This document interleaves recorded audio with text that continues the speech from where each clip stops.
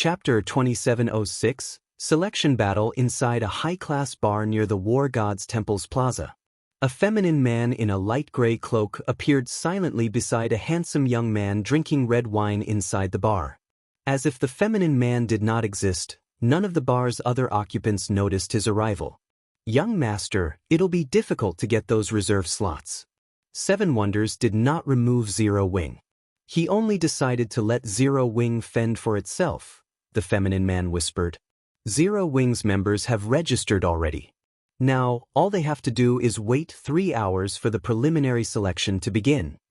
Zero Wing sure is lucky not to get removed even after making such a blunder.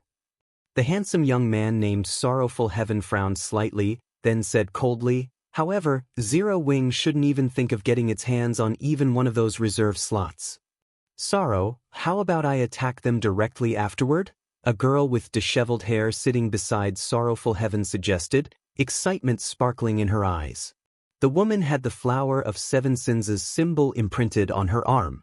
As soon as this small and delicate girl spoke up, everyone inside the bar shook visibly as they reluctantly recalled a scene in the past. "Hayes, you have to abide by the rules this time. Otherwise, I won't bring you out anymore," Sorrowful Heaven said. A hint of fear had also surfaced in his eyes when he looked at this harmless-looking girl. Even after becoming one of the Seven Sins, Sorrowful Heaven still dared not act carelessly around this girl. After all, death was the best relief when one went against this harmless girl. Even the flower of Seven Sins' mysterious leader got a headache when dealing with her. If they did not manage her properly, she would easily trigger a catastrophe. "Don't worry. I'll definitely listen to you during this mission. I won't recklessly do anything to those people." The girl named Imperial Haze nodded obediently and giggled. "That's good." Sorrowful Heaven breathed out a sigh of relief. He then said slowly, "We don't have to worry about Zero Wing this time.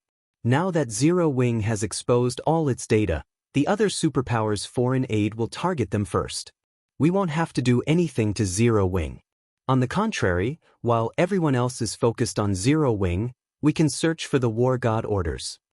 The selection match for foreign aid was straightforward. All registered foreign aid would be teleported to a special space to search for the War God orders scattered there. They would have 5 hours to do so, and once the time was up, all participants holding a War God order would pass the selection. However, the number of War God orders was limited to 100. In other words, only 100 players at most could pass the selection. Compared to the number of foreign aid the various superpowers had recruited, the number of available slots was pitifully small. According to the information they obtained, 6 super first-rate guilds and 3 super guilds had come to the Fire Dragon Empire to register for the competition.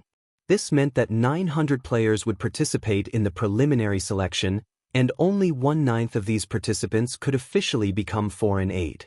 Everyone else would just be wasting their 7 luminaries crystals. Meanwhile, Zero Wing only had 17 members participating in the selection. Trying to secure War God orders while going up against so many experts was simply a fool's dream. As Sorrowful Heaven was considering how he could capitalize on Zero Wing's predicament, Cold Shadow was resting inside one of the War God's Temple's lounges. When she received news of Zero Wing's situation, she revealed a satisfied smile. "Vice Guild Leader, did you receive good news?" the female guardian knight White Feather asked in surprise. "Yes," Cold Shadow replied. "Although I don't know which dumb guild it was that invited Zero Wing is dead for sure this time. None of Zero Wing's members should even dream of passing the selection." Vice Guild Leader, Zero Wing's 17 members possess extraordinary strength. While not all of them can pass, there is still a chance that 2 or 3 of them will succeed, White Feather said, shaking her head in disagreement. "It might have been possible before, but I'm afraid it's not anymore," Cold Shadow said in a playful tone. "According to our spies, the Sky Dragon House and Pride Empire have come forward to work with Demon Palace and Miracle to annihilate Zero Wing. How is this possible?" This revelation stunned White Feather. The competition for the 6 reserve seats was incredibly intense, and every participating power was treating the others as mortal enemies. Two superpowers working together was already unbelievable. Now, four superpowers had actually banded together to target Zero Wing. What exactly had Zero Wing done to anger all these guilds? Nothing's impossible. Chuckling, Cold Shadow said, "Did you forget whom Zero Wing offended before? Is this Saint's Hand's doing?" White Feather immediately thought of the incomparably mysterious Saint's Hand. That's right. Saint's Hand promised the four guilds something, and the four guilds agreed without hesitation. Cold Shadow nodded. Smiling, she continued, "I doubt even Zero Wing would have expected that this preliminary selection would turn into their execution. Zero Wing is truly finished this time." White Feather sighed at the situation. Nearly half of the 900 players entering the battlefield were going to target Zero Wing. None of Zero Wing's members should even think of leaving the battlefield alive. After all, the preliminary selections battlefield was a special space that prohibited players from using berserk skills and tools and increased the consumption of stamina and concentration by tenfold. Such rules would greatly restrict the participants' combat power. Even powerful players would have difficulty fighting for a long time and would be vulnerable to Zerg tactics. Meanwhile, players who died within that special space would not only lose 5 levels but also be prevented from logging into the game for 5 natural days. This was the price for participating in the competition for the 12 Great Guilds reserve seats. Zero Wing had mobilized all its top combatants for the competition this time. If Zero Wing team wiped, the guild would undoubtedly suffer a devastating blow. Following which, time passed quickly. Amid the various superpowers' anticipation, the 9 foreign aid teams arrived inside the War Gods Temple's selection hall. A total of 900 players stood on all sides of the hall. Some groups were large, while others were small. However, aside from Zero Wing's members, everyone else present had concealed their information using black cloaks. Are they the targets? What a pitiful bunch. They probably don't know that our 4 forces have joined hands already. Once the competition begins, we'll attack them together. I wonder if they'll get scared silly at that time? How unfortunate. I wanted to challenge that black flame to check the results of my recent training. Now this chance is gone. The helpers of the Sky Dragon family, Pride Empire, Demon Palace, and Miracle conversed with each other through the team chat, their words filled with ridicule and sympathy for Shurfeng's group. Sorrow, those teams are acting strangely. Every one of them is actually staring at Zero Wing's members, Imperial Haze stated as she looked at the 4 superpowers members. That's not surprising. Who asked Zero Wing's members to be so courageous? Sorrowful Heaven retorted nonchalantly. If I weren't afraid of Hong Xinyuan holding me accountable and refusing to give me those reserve slots afterward, I would send Zero Wing's members on their way even if the other superpowers didn't target them. Is that so? Imperial Haze still couldn't help growing uncertain as she looked at the 4 superpowers' foreign aid teams. By the way, we'll first pretend to move together with Zero Wing afterward. However, so long as we come across other teams during the operation, we'll immediately split away from Zero Wing and let Zero Wing's members tie down the enemy. Remember, you better not take action, Sorrowful Heaven said sternly. I understand. Imperial Haze nodded. Shortly after Sorrowful Heaven finished speaking, everyone in the hall felt their vision blur momentarily. When they recovered, they discovered that they had already arrived inside a forested valley. Read latest chapters at Wuxia World. After scanning his surroundings, Sorrowful Heaven found that the various teams were situated relatively close to each other. If they abandoned Zero Wing too soon, they would most likely get caught by a different team during their retreat. We'll move together with Zero Wing first, Sorrowful Heaven said through the team chat. However, even after Sorrowful Heaven gave this command, none of the Flower of Seven Sins' members moved. Instead, they all stood still, looking dumbfounded.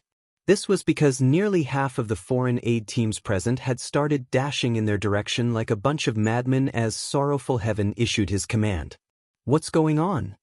Sorrowful Heaven was similarly stunned as he looked at the several hundred players charging at his team from all directions. Chapter 2707, Fire Dragon's 6 Absolutes. Upon seeing 400 people acting in unison, let alone Sorrowful Heaven. Even the other foreign aid teams in the distance were dumbfounded by this situation. Are these people crazy? Zero Wing has only exposed some weaknesses that can be exploited. Do these people really need to behave like this? What kind of guild is Zero Wing? Did it desecrate these people's ancestral graves? In the preliminary selection, it wasn't far-fetched to say that aside from the members of one's team, everyone else was an enemy. There did not exist any possibility for cooperation. Yet, four teams were now working together to annihilate Zero Wing's members. Moreover, these teams had perfect coordination with each other. Nobody would believe it if someone said there was no hatred between Zero Wing and these teams. Boss Sorrow, these people should be aiming at Zero Wing, a level 117, Tier 3 ranger from the Flower of Seven Sins reported to Sorrowful Heaven. When he observed the movements and goal of these four teams, he gulped nervously despite himself. What exactly did Zero Wing do to make four superpowers take such drastic action? At this moment, Sorrowful Heaven couldn't help staring at Shifeng's group in shock. Based on the four teams' coordinated movements, it was clear they had discussed things beforehand. Otherwise, they wouldn't have gone all out to annihilate Zero Wing's members as soon as the selection began. Zero Wing was merely an up-and-coming pseudo-superpower, yet it had actually provoked four superpowers into working together to deal with it. This was definitely a first in God's domain. If word of this situation spread, Zero Wing would instantly become famous throughout God's domain. Boss, what should we do? The Tier 3 ranger asked. Let's wait and see first before making a decision, Sorrowful Heaven commanded calmly and quickly. Based on the four teams' killing intent, he could tell that they weren't targeting the Flower of Seven Sins. Even so, he still had to be careful. After all, every one of these foreign aid teams had famous experts in them, and even the weakest of their members was a Flowing Water Realm expert. Many of them were even Void Realm experts, an existence that even the guild leaders of first-rate guilds had to tread carefully around. The four teams' coordinated charge was equivalent to 400 guild leaders or vice-guild leaders of first-rate guilds charging together. Just the thought of it made Sorrowful Heaven's scalp prickle. Less than 10 seconds later, several dozen figures dashed past the Flower of Seven Sins members, their passage scattering the surrounding flowers and grass. Meanwhile, the moment these people passed by, everyone from the Flower of Seven Sins, with the exception of Imperial Haze, felt a sense of relief.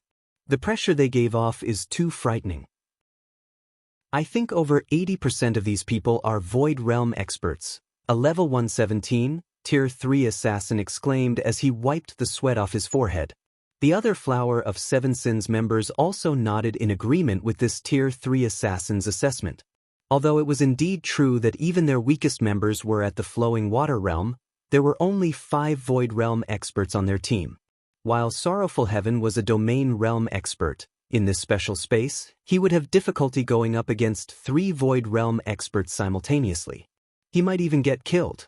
In other words, if they excluded the monstrous Imperial Haze, the overall strength of the several dozen players that had just passed by was still above them. Meanwhile, this was only a small portion of the strength 4 foreign aid teams commanded. You think the strongest among these people are only at the Void Realm? After calming himself, Sorrowful Heaven couldn't help rolling his eyes at his subordinates. Boss Sorrow, are you saying there are peerless experts hidden among these people? Everyone gasped reflexively when they heard Sorrowful Heaven's words. Peerless experts. They were existences even super guilds had to be wary of, the important mainstays of the various superpowers. Otherwise, do you think those superpowers would spend so many 7 luminaries crystals to recruit foreign aid?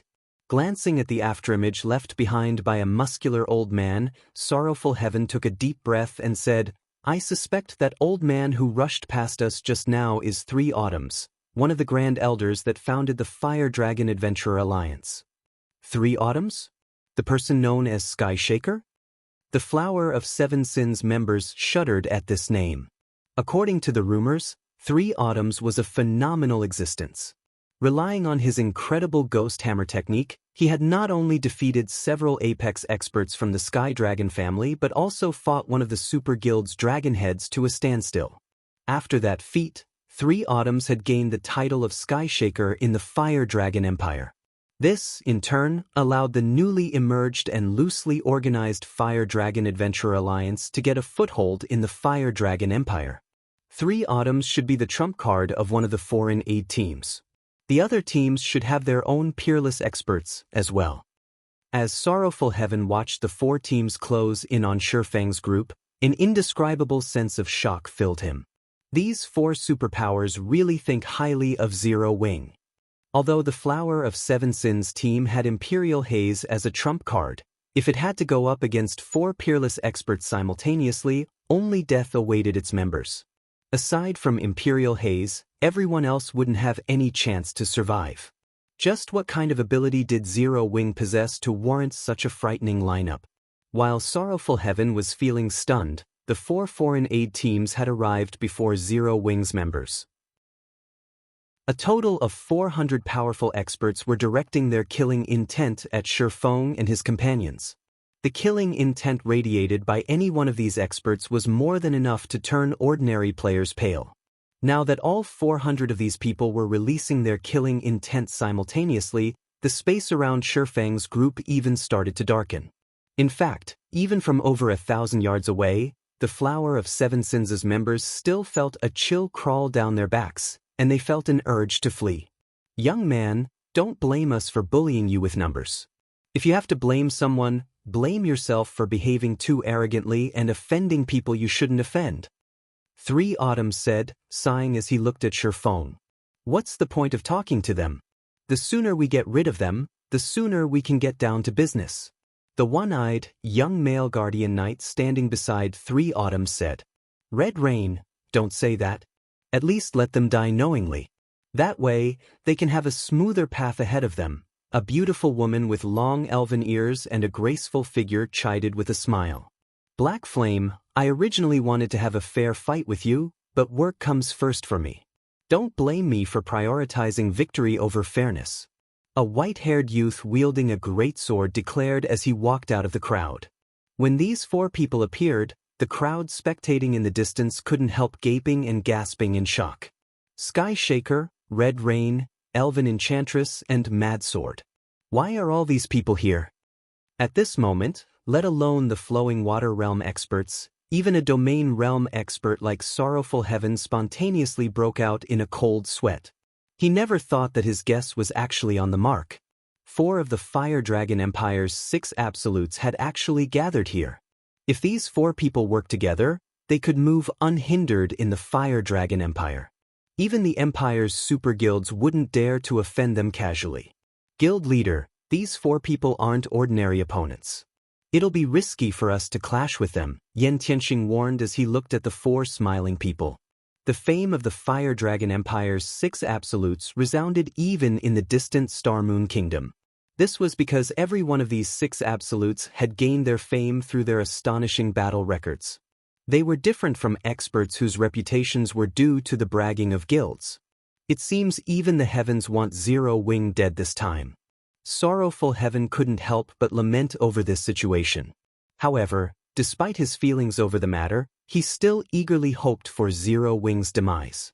Otherwise, the upper zone would forever be beyond his reach. Black Flame, now that you're aware of the situation, if you want to hate someone, hate yourself for being too arrogant.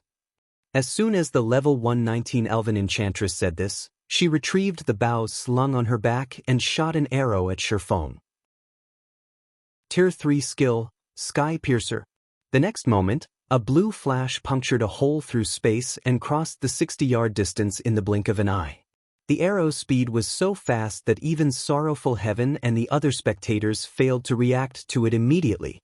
Moreover, the arrow carried so much power that the punctured space continued cracking even after the arrow had passed. I just didn't see you for a while, and your arrow's speed has actually become faster? I could barely perceive it at this close distance, Red Rain said as he looked at Elven Enchantress. Isn't it better to let him die without pain? Elven Enchantress smiled faintly as she put her longbow away. Elven Enchantress's gentle smile awoke a sense of dread in the other 3 absolutes present. None of them objected to her words, though. Read latest chapters at Wuxia World.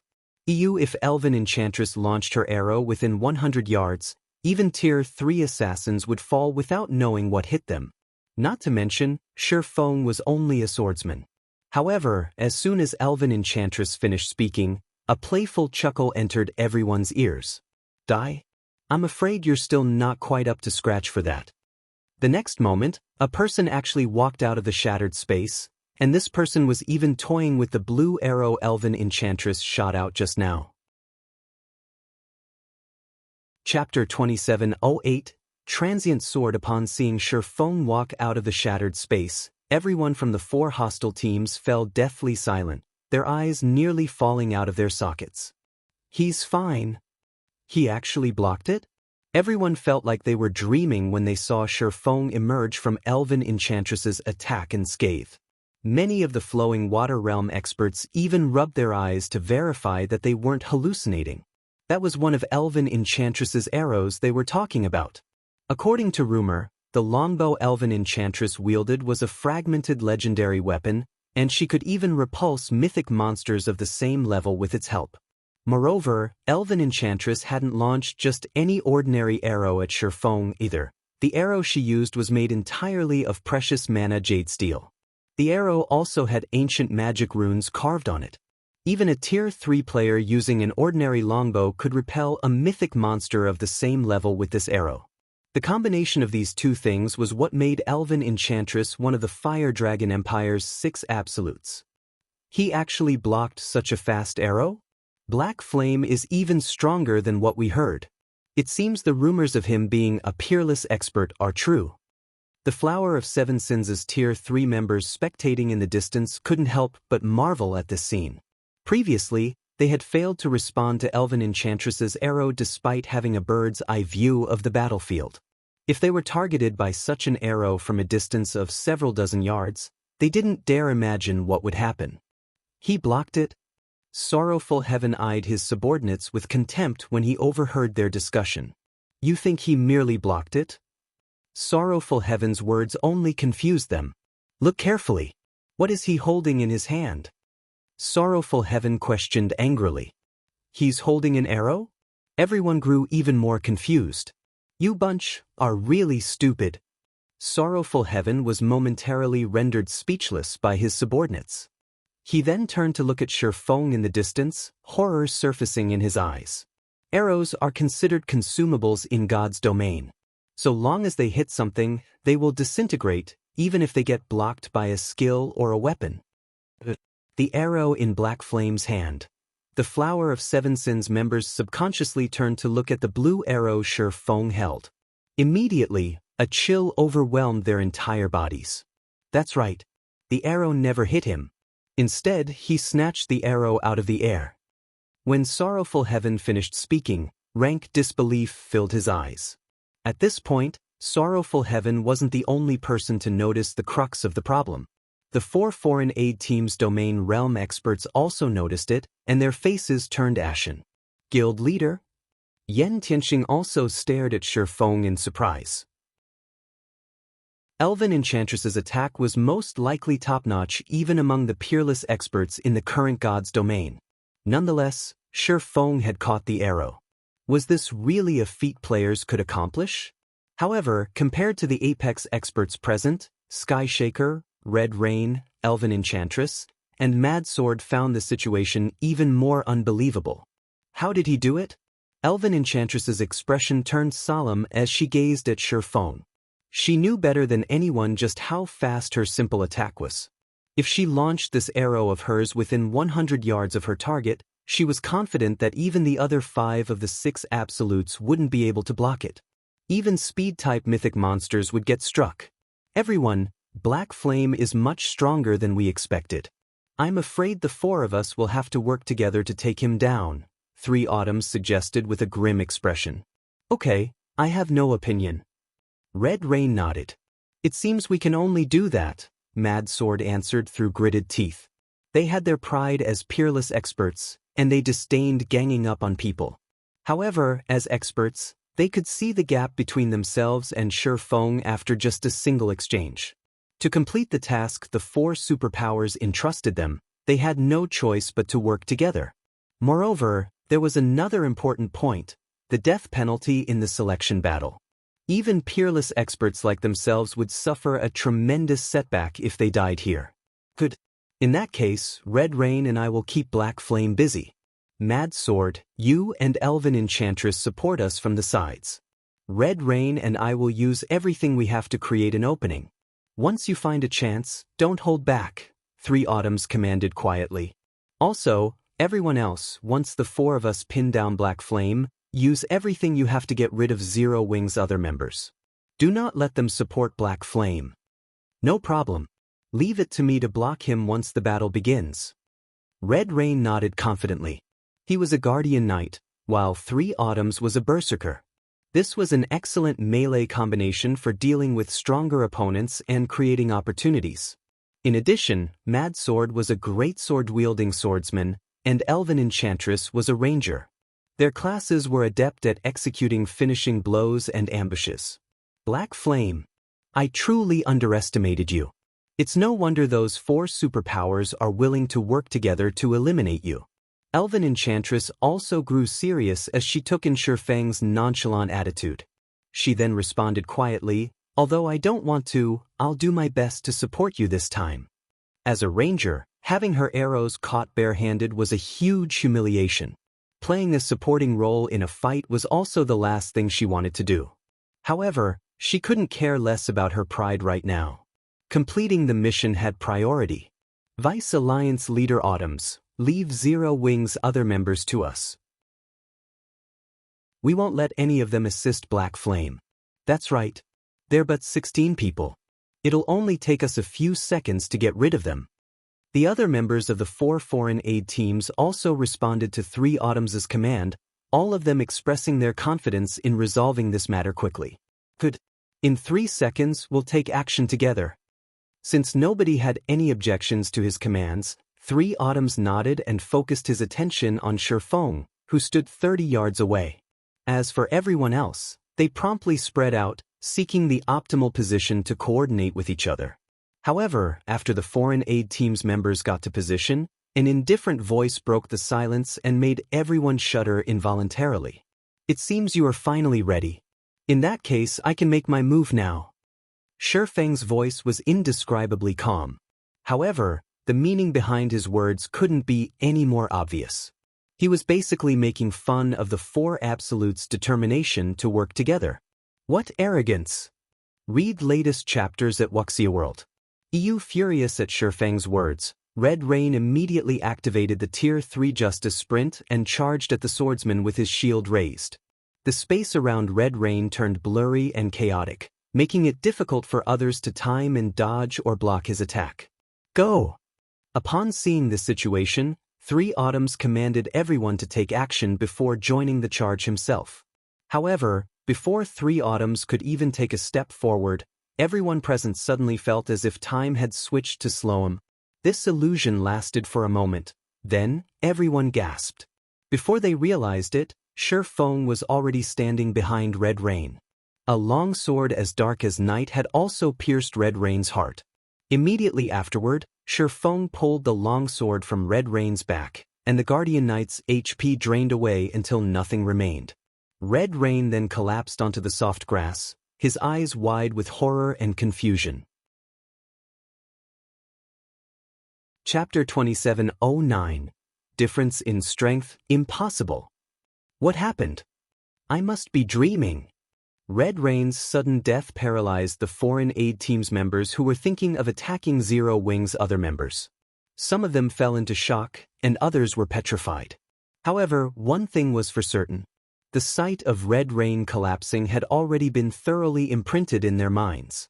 They would never forget this scene for the rest of their lives. Is he even human? Sorrowful Heaven, who was spectating from a distance, was stunned.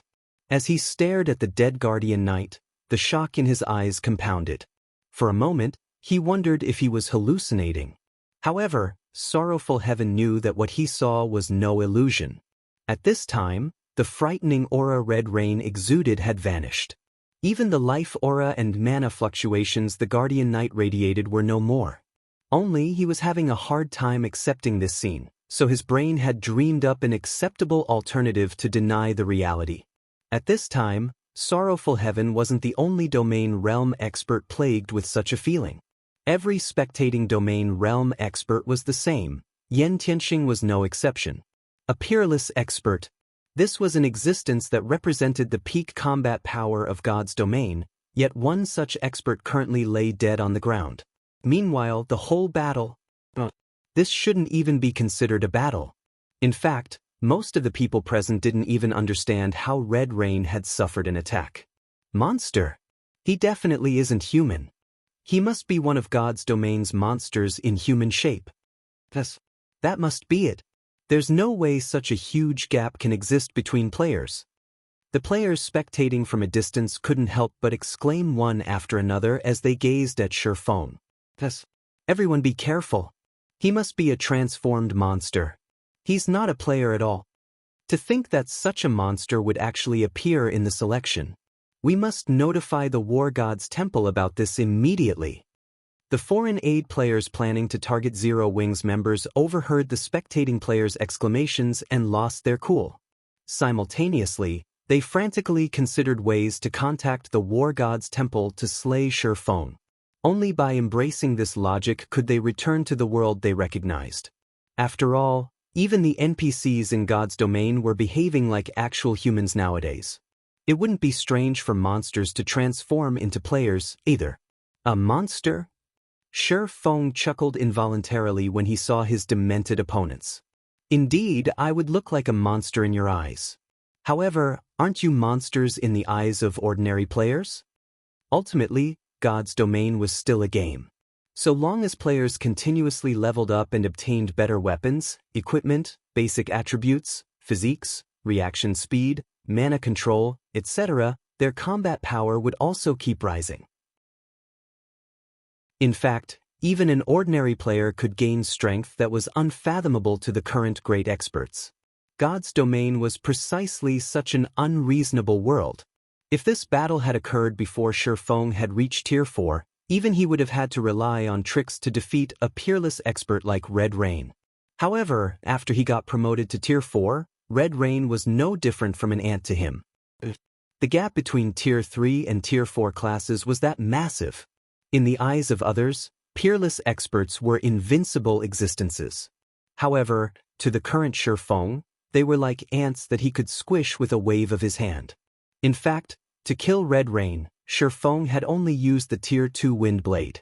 Meanwhile, everyone present was momentarily rendered speechless by Shifeng's rhetorical question. Just as Shifeng had said, ordinary players were nothing in their eyes. If they got serious, they could even kill ordinary players before the latter knew they were under attack. At this time, 3 Autumns, the eldest and most experienced player of the 4 teams, suddenly stepped forward. Guild Leader Black Flame, we admit defeat. Can I ask you to let us go? Although 3 Autumns didn't understand how Shifeng had become so strong, they had no choice but to abandon the assault on Zero Wing, given the circumstances. Now, retaining their lives had greater priority. After all, they weren't the 4 superpowers subordinates but partners. You admit defeat? Shifeng was slightly surprised by 3 Autumn's words. However, he quickly understood the elderly man's reason for doing so. The death penalty for this selection battle was exceptionally heavy. Let alone apex experts, even peerless experts like 3 Autumns would suffer a major setback. Yes. 3 Autumns nodded. None of the 4 allied foreign aid team's members objected to 3 Autumn's decision either. After all, they truly couldn't imagine what would happen if they fought against a monster like Shifeng. After scanning the silent crowd around him, Shifeng said calmly, "Sure, but you need to sign a contract with me. Once you leave this place, each of you must kill 5 experts belonging to the superpowers backing you, and these experts must be of the same standard as yourselves."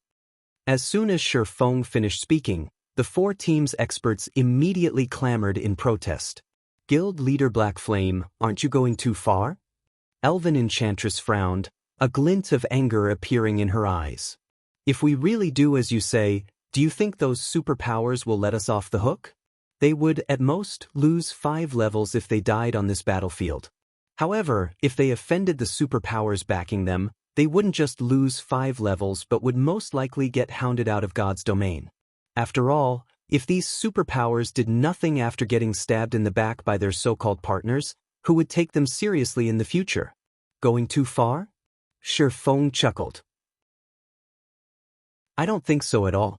From how I see it, you take Zero Wing for a pushover. If Zero Wing were one of the 5 great super guilds, would you still find this condition to be too much? Guild leader Black Flame, is there a need to make such assumptions? Breathing out a deep sigh, 3 Autumns added, if Zero Wing really were one of the 5 great super guilds, we wouldn't have accepted this partnership, to begin with. So, your assumption simply isn't valid. Also, while we are indeed no match for you, if it really comes down to a fight, you won't come out unscathed either, Guild leader Black Flame. After all, our stamina and concentration consumption is drastically increased here. How many people can you possibly kill by yourself? And how many people would your team have left at the end of the battle? Rather than suffer mutual destruction, isn't it better if we settle things in another manner? 3 Autumns clearly stated the various possible scenarios and listed their respective pros and cons. At this moment, let alone Yulon, Gentle Snow, and Aqua Rose, even Sorrowful Heaven, who was also in a leadership position, felt that this was the best option. After all, both sides weren't mortal enemies.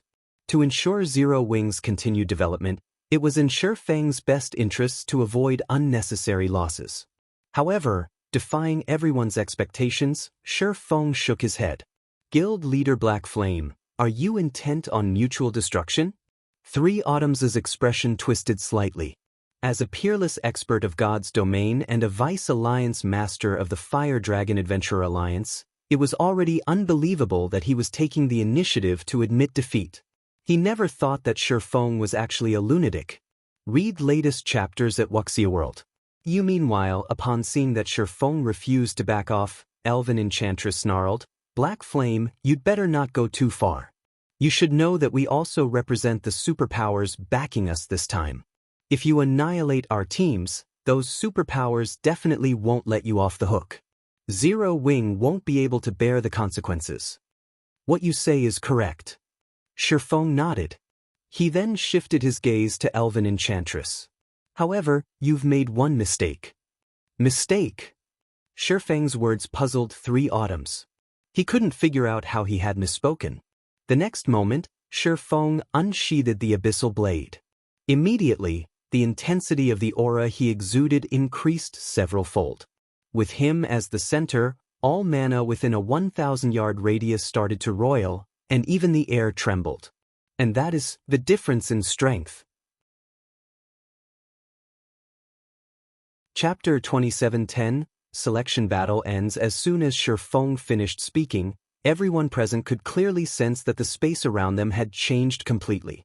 To be precise, the surrounding space had become hostile to them. The heavy pressure the surrounding space subjected their bodies to felt like they were standing in a supergravity area. They even had trouble moving their bodies. On the other hand, as the lord of this space, Feng could exert boundless strength with every one of his movements. Not good. A domain. This is a mana domain. Many of the 4 opposing teams' experts instantly realized what was going on when they experienced this feeling of having their lives in someone else's hands. The expressions of 3 Autumns, Elven Enchantress, and Mad Sword also turned unprecedentedly grim. Any player who had been mingling in God's domain for some time would know what a mana domain was.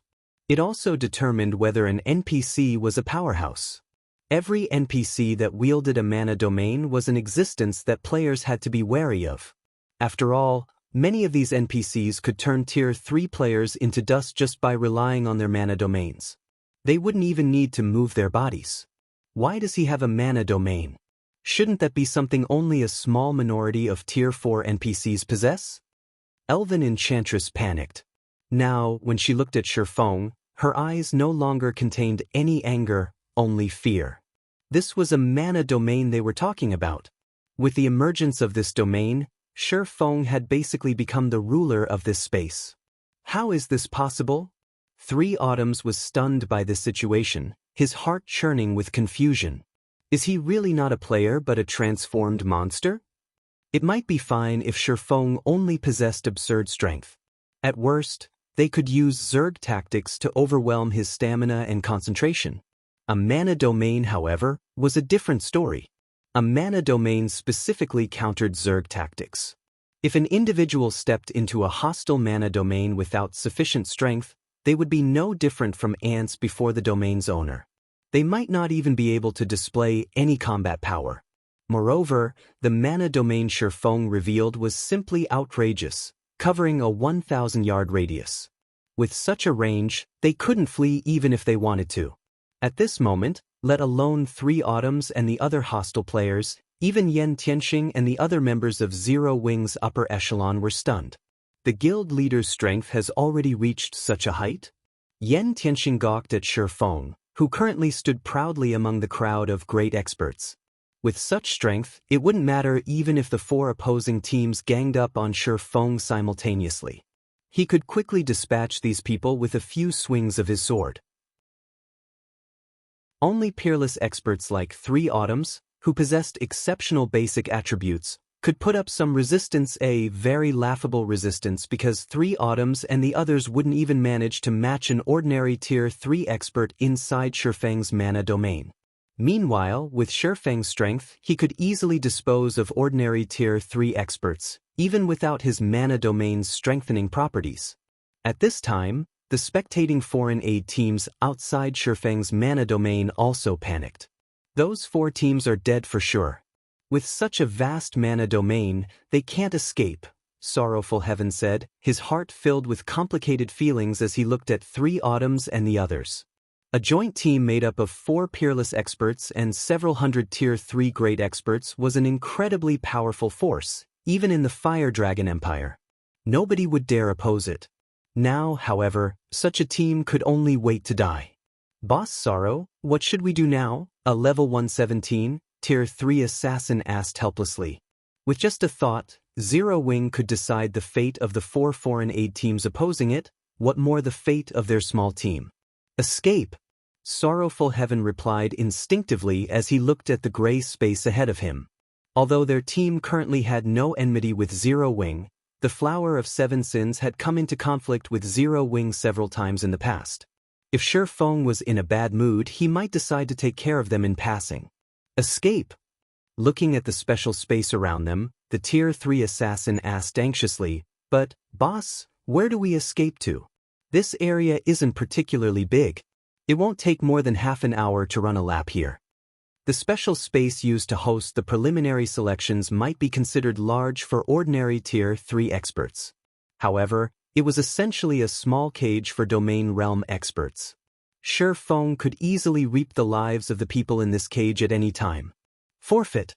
Everyone forfeit immediately! Sorrowful Heaven ordered, gnashing his teeth. Players weren't required to fight to the death in the selection battle. If a participant didn't wish to die, they could take the initiative to forfeit. However, forfeiting had a 1-minute channeling process. Moreover, so long as players forfeited during the selection, not only would they automatically lose a level, but they also couldn't log into God's domain for 1 natural day. Hence, unless absolutely necessary, nobody would choose to forfeit. However, Sorrowful Heaven couldn't care less about the penalty for forfeiting under the circumstances. Compared to getting killed by Shifeng and losing 5 levels and being forced to remain offline for several days, forfeiting was a much better option. At this time, besides the Flower of 7 Sins' team, the other foreign aid teams that didn't attack Zero Wing also promptly forfeited their participation rights. For a time, hundreds of light pillars rose inside the special space, creating a magnificent spectacle as if heaven was descending to earth. Unfortunately, only a handful of people inside the special space were in the mood to admire this beautiful scene. Flame Dragon City. As the competition for the 6 reserve seats still hadn't officially begun, the plaza outside the War God's Temple was crowded with the various superpowers experts. Many of these experts chatted quietly about the preliminary selection currently underway. I heard 9 superpowers are participating in the foreign aid selection this time. I wonder which superpower will have the most players remaining? It would be great if our guild can have more people passing the selection. That would significantly ease our burden afterward. I'm afraid not many of our helpers will pass the selection. I just heard that the Sky Dragon family, Pride Empire, Demon Palace, and Miracle recruited 4 of the Fire Dragon Empire's 6 absolutes. With these peerless experts around, trying to hold on to a war god order will be incredibly difficult. Aren't those 4 guilds a little too strong? They actually managed to recruit 4 absolutes? What kind of price did they pay? Although foreign aid won't be particularly helpful in the official competition, each one can still secure half as many points as an official guild member. The opportunity to recruit a peerless expert as a helper is worth any price. After all, that is equivalent to having an extra peerless expert in the guild. At the mention of peerless experts, many of the players in the plaza reflexively turned to look at the members of the Sky Dragon family, Pride Empire, Demon Palace, and Miracle in envy. After all, a guild's foundation largely depended on the number of apex experts and peerless experts they possessed. Moreover, in this competition for the reserve seats, having even one additional peerless expert would be of significant help. At this time, the various superpowers upper echelons resting inside the War God's temple were also filled with envy and anger. How did they manage to recruit 4 of the 6 absolutes? We clearly offered them astronomical prices before, yet they still declined. I never thought they would agree to help those 4 guilds. With this, we'll be placed in an even tighter spot for manpower. Mushin revealed an ugly expression when she read the report she just received. The matter of Zero Wing's data getting exposed had already placed Frost Heaven in a disadvantageous position. Now, 4 guilds had managed to recruit peerless experts to assist them. This was basically rubbing salt into an open wound. It seems these 4 guilds will be occupying most of the foreign aid slots this time. We'll definitely be in a very unfavorable position later on. Brilliant Blue also wore a somber expression on his face. Frost Heaven was already inferior to the other superpowers in terms of the number of peak experts and apex experts, to begin with. Hence, they had placed their hopes on their foreign aid to make up for the difference. However, this hope was growing slimmer and slimmer. Hong Xinyuan also remained silent. He never imagined that the preliminary selection would be so intense, with even 4 of the Fire Dragon Empire's 6 absolutes taking the stage. No matter what, let's look at the results before we make any adjustments, Seven Wonders said. Aside from Frost Heaven, the other superpowers were also panicking. They never thought that the Sky Dragon family, Pride Empire, Demon Palace, and Miracle would become the selection battle's biggest winners. As for the 4 guilds in question, they basked in a moment of delight, feeling that the price they paid to hire the 4 absolutes was well worth it. Now, all they had to do was wait for the selection battle to end and the results to be announced. Those 4 guilds were really cautious in their actions. Even we have just received news that they invited 4 of the 6 absolutes. Vice Guild Leader, I'm afraid we might have to change our plans afterward, White Feather said with a frown as she read the latest report. Although the addition of 4 peerless experts wouldn't affect Mythology's overall situation, she still disliked such variables. The Fire Dragon Empire's 6 absolutes? The corners of Cold Shadow's lips curved up when she heard this. With this, even Black Flame will have trouble surviving. Previously, when she heard of the 4 superpowers' plan to suppress Zero Wing, she still felt relatively uneasy. She had seen Shifeng's strength and tricks before. Killing him would be incredibly difficult. However, with 4 peerless experts added to the equation, combined with the special space's restrictions, Shifeng's death was just about guaranteed. As the various superpowers' upper echelons were predicting the selection battle's results, a bell suddenly tolled, the sound echoing throughout the War God's temple. Read latest chapters at Wuxia World. This bell represented the end of the selection battle. What's going on? The selection battle is over? Didn't it just start? Did the War God's temple make a mistake? That shouldn't be the case. Let's go take a look. The selection battles abrupt and confused the various superpowers' upper echelons. They hastened to the War God's temple's central hall to find out what had happened. Chapter 27:11, Lucky Zero Wing? War God's Temple's Central Hall. In response to the bell signaling the preliminary selection's end, the various superpowers' upper echelons quickly gathered in the normally deserted Central Hall. In just a few moments, players filled 1/3 of the hall, which was the size of half a football field. The selection battle began less than 10 minutes ago, yet the ending bell already rang. Did the selection's rules change? That shouldn't be the case. The rules were verified before the competition. But it ended in less than 10 minutes. I doubt anyone can do anything in such a short time, right? The various superpowers' upper echelons curiously discussed the selection battle's abrupt end. All of them wanted to know why the selection ended so soon. Amid the various discussions, a huge teleportation array appeared in the middle of the hall. A moment later, a stone steel emerged from the magic array.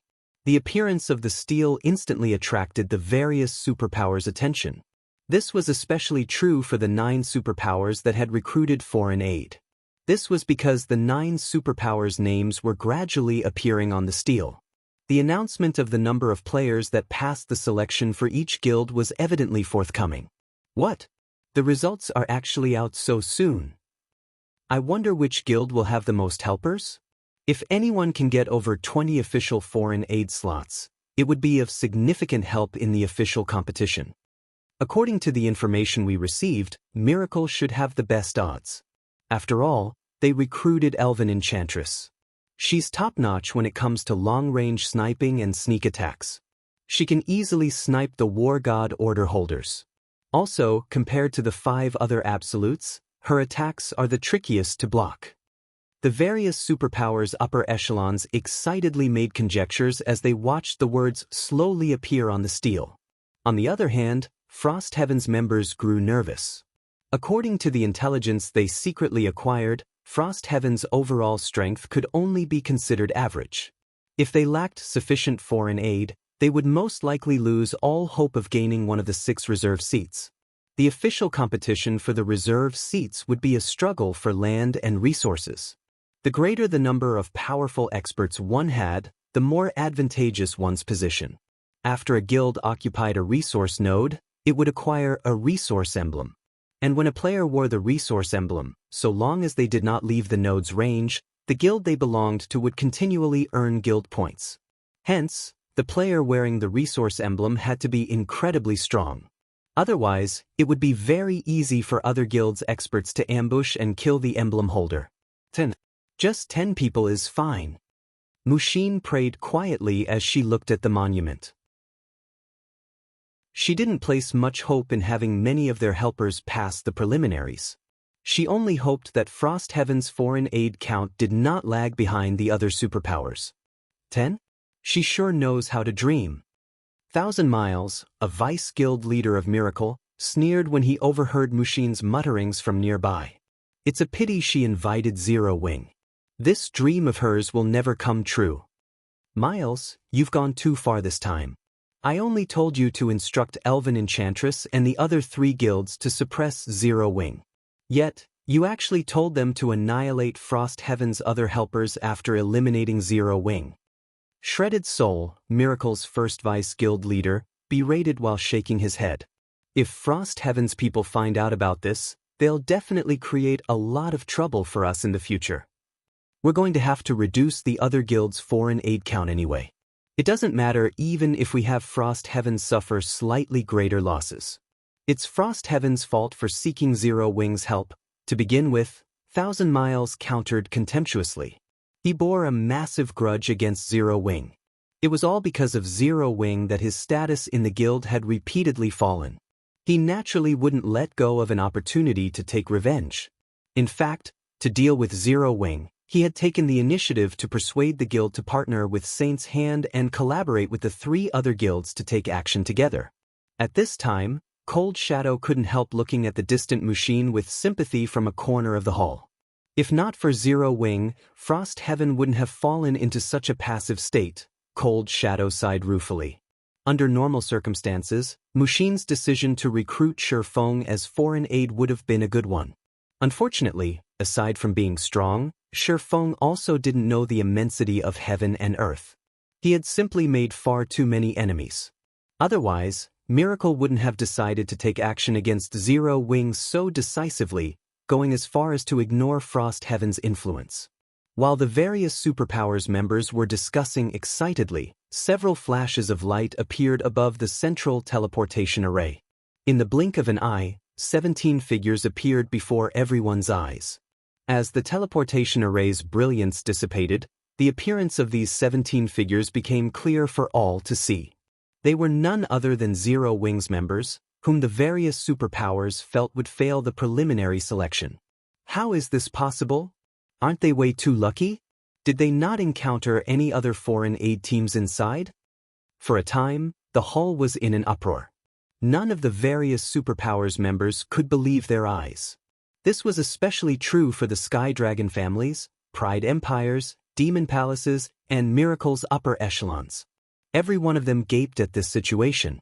Why are Zero Wing's members still alive? Thousand Miles was bewildered when he saw Shi Feng's group walking out of the teleportation array. At this moment, let alone Thousand Miles, even Shredded Soul and the distant Cold Shadow were puzzled by the situation. After all, nobody knew better than they did the situation inside the special space. Those were 400 great experts they were talking about.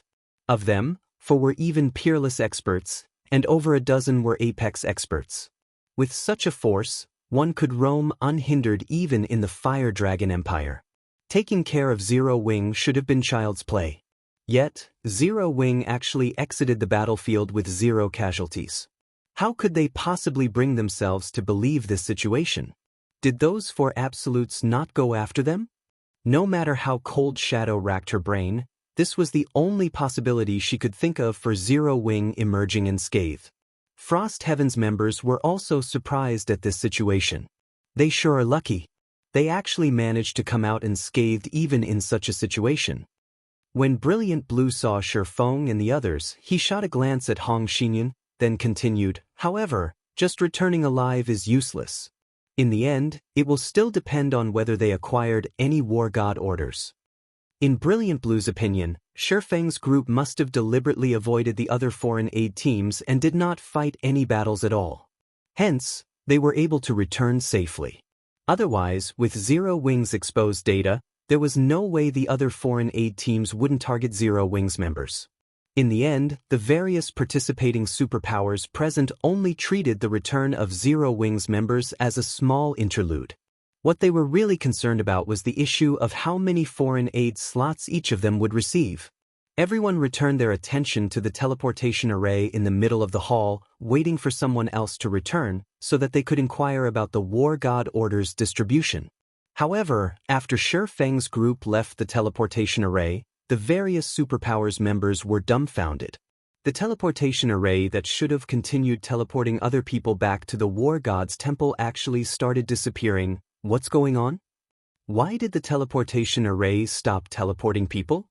Read latest chapters at Wuxia World. Could it be broken? Questions emerged in everyone's mind one after another. None of them could figure out what was going on. The hall devolved into pandemonium because of this situation. However, after a short while, the entire central hall fell into a deathly silence. The line of text that appeared at the top of the stele rendered everyone in the hall speechless with shock. Preliminary selection participant count, 900, passing count, 17. Chapter 2712, Arrogant Person Exodus Tales Chapter 2712 Arrogant Person, only 17 people passed the selection? Zero Wing's team seems to have 17 people. What exactly is going on here? After a brief silence, the various superpowers members turned their eyes toward Shi Feng's group, the doubt in their hearts deepening. There was indeed the possibility that the War God orders had been well hidden, and some might not be found even after the selection ended. This would result in less than 100 people passing the preliminary selection. However, even if that were the case, over 80 people should still have passed the selection. However, only 17 people had passed the selection. This number was far below the various superpowers' expectations. The upper echelons of Sky Dragon family, Pride Empire, Demon Palace, and Miracle, in particular, were dumbfounded by this situation. They couldn't figure out what exactly had happened inside the selection battle. Their 4 guilds had paid an enormous price to recruit 4 of the Fire Dragon Empire's 6 absolutes. They had been very confident of winning the preliminary selection, hands down. Now, however, let alone ranking within the top 4, not even one of the foreign aid they recruited managed to pass the selection. What was even more unbelievable was the fact that Zero Wings members had returned unscathed. How could they possibly believe this? Investigate. Investigate what happened. I want to know what happened inside the selection battle. Almost immediately, the 4 guilds' upper echelons began frantically contacting their respective foreign aid teams members. Vice Guild Leader, did something go wrong with the selection? Whitefeather's eyes brimmed with surprise and confusion as she looked at the central stele. In response to Whitefeather's question, Cold Shadow glanced at the distant Sherfong before looking toward the 4 guilds side. From the commotion at the 4 guilds, it was evident that even the 4 guilds people didn't know what had just happened. Something must have gone wrong. Only, I don't know what kind of trick Zero Wing pulled this time. All Cold Shadow could think of now was that Zero Wing was related to this abnormal situation. Out of the 900 players that entered the selection space, only 17 returned. Even if an intense battle occurred inside, there shouldn't be so few players returning. Not to mention, all of these returnees were even Zero Wings members. As the various superpowers were investigating this strange situation, Frost Heaven's side was similarly at a loss. Guild Leader Black Flame, what happened inside? Why are you the only ones to return? Mushin couldn't help asking Sherfong. Since Sherfong was an insider in this situation, asking him would be much more efficient than asking around. Yes, what happened inside the selection battle? Brilliant Blue questioned. Where are Sorrowful Heaven and the others? If even Zero Wing's small team of 17 could return safely, there was no way the Flower of Seven Sins' team of 83 players couldn't. Not to mention, Sorrowful Rain was a domain realm expert. Following Mushin's and Brilliant Blue's questions, everyone from Frost Heaven turned to look at Sherfong, curious to find out what exactly happened inside. However, Sherfong directly ignored Brilliant Blue's question and turned to Mushin. Nothing special happened inside. We just conducted a normal team battle. As for the result, you saw it yourself, Sherfong said calmly. Sherfang's words were clear and straightforward. His logic was also seamless. However, none of Frost Heaven's members believed him. Even Mushin felt that Sherfong was joking with her. Black Flame, do you take this old man for a fool? Do you think I will believe such words? Brilliant Blue was incensed. He already felt upset that Sherfong ignored him. Now, Sherfong was even insulting his intelligence by giving such a stupid answer. The other Frost Heaven members agreed with Brilliant Blue's words, and they started looking at Sherfong with scorn. Although Sherfang's answer sounded reasonable, it was also the least possible result. They would be fools to believe him. 900 Tier 3 experts had participated in the preliminary selection, many of them peak experts and apex experts. No matter how fierce the battle, these experts shouldn't have all gotten annihilated. After all, they could still flee if they couldn't win in a fight. Moreover, the selection battle was held in a special space that severely restricted a player's stamina and concentration. The difficulty and risks involved in chasing a fleeing opponent in this space were incredibly high. Meanwhile, Sherfang's team was not only the smallest out of the bunch but also the easiest to counter. If an intense battle occurred during the selection, Sherfang's team should have faced the greatest difficulty returning alive. But what about now? Not only did Zero Wing's team suffer 0 casualties, but Zero Wing's members all wore incomparably relaxed expressions. They did not look like they had just survived an intense battle at all but gone on an outing. Whether you believe it or not is up to you, Sherfong retorted nonchalantly. The selection battle is over. If you don't have any other questions, we'll be heading back to rest. After saying so, Sherfong turned around and left the hall, unconcerned whether Frost Heaven's members believed him or not. His goal in coming here was only the 3 upper zone reserve slots. Meanwhile, after glancing at the Frost Heaven contingent, Zero Wing's other members chuckled before following Sherfong out of the hall. The behavior of Zero Wing's team thoroughly dumbfounded Brilliant Blue. He was one of Frost Heaven's dignified Frost Pillars as well as a great elder of the guild. Yet now, he was being ignored by the guild leader of a pseudo-superpower with no background whatsoever. Brilliant Blue promptly glared at Hong Xinyan and bellowed angrily, "Hong Xin, take a good look. This is the trump card you recruited." However, Hong Xinyuan remained indifferent to Brilliant Blue's outburst.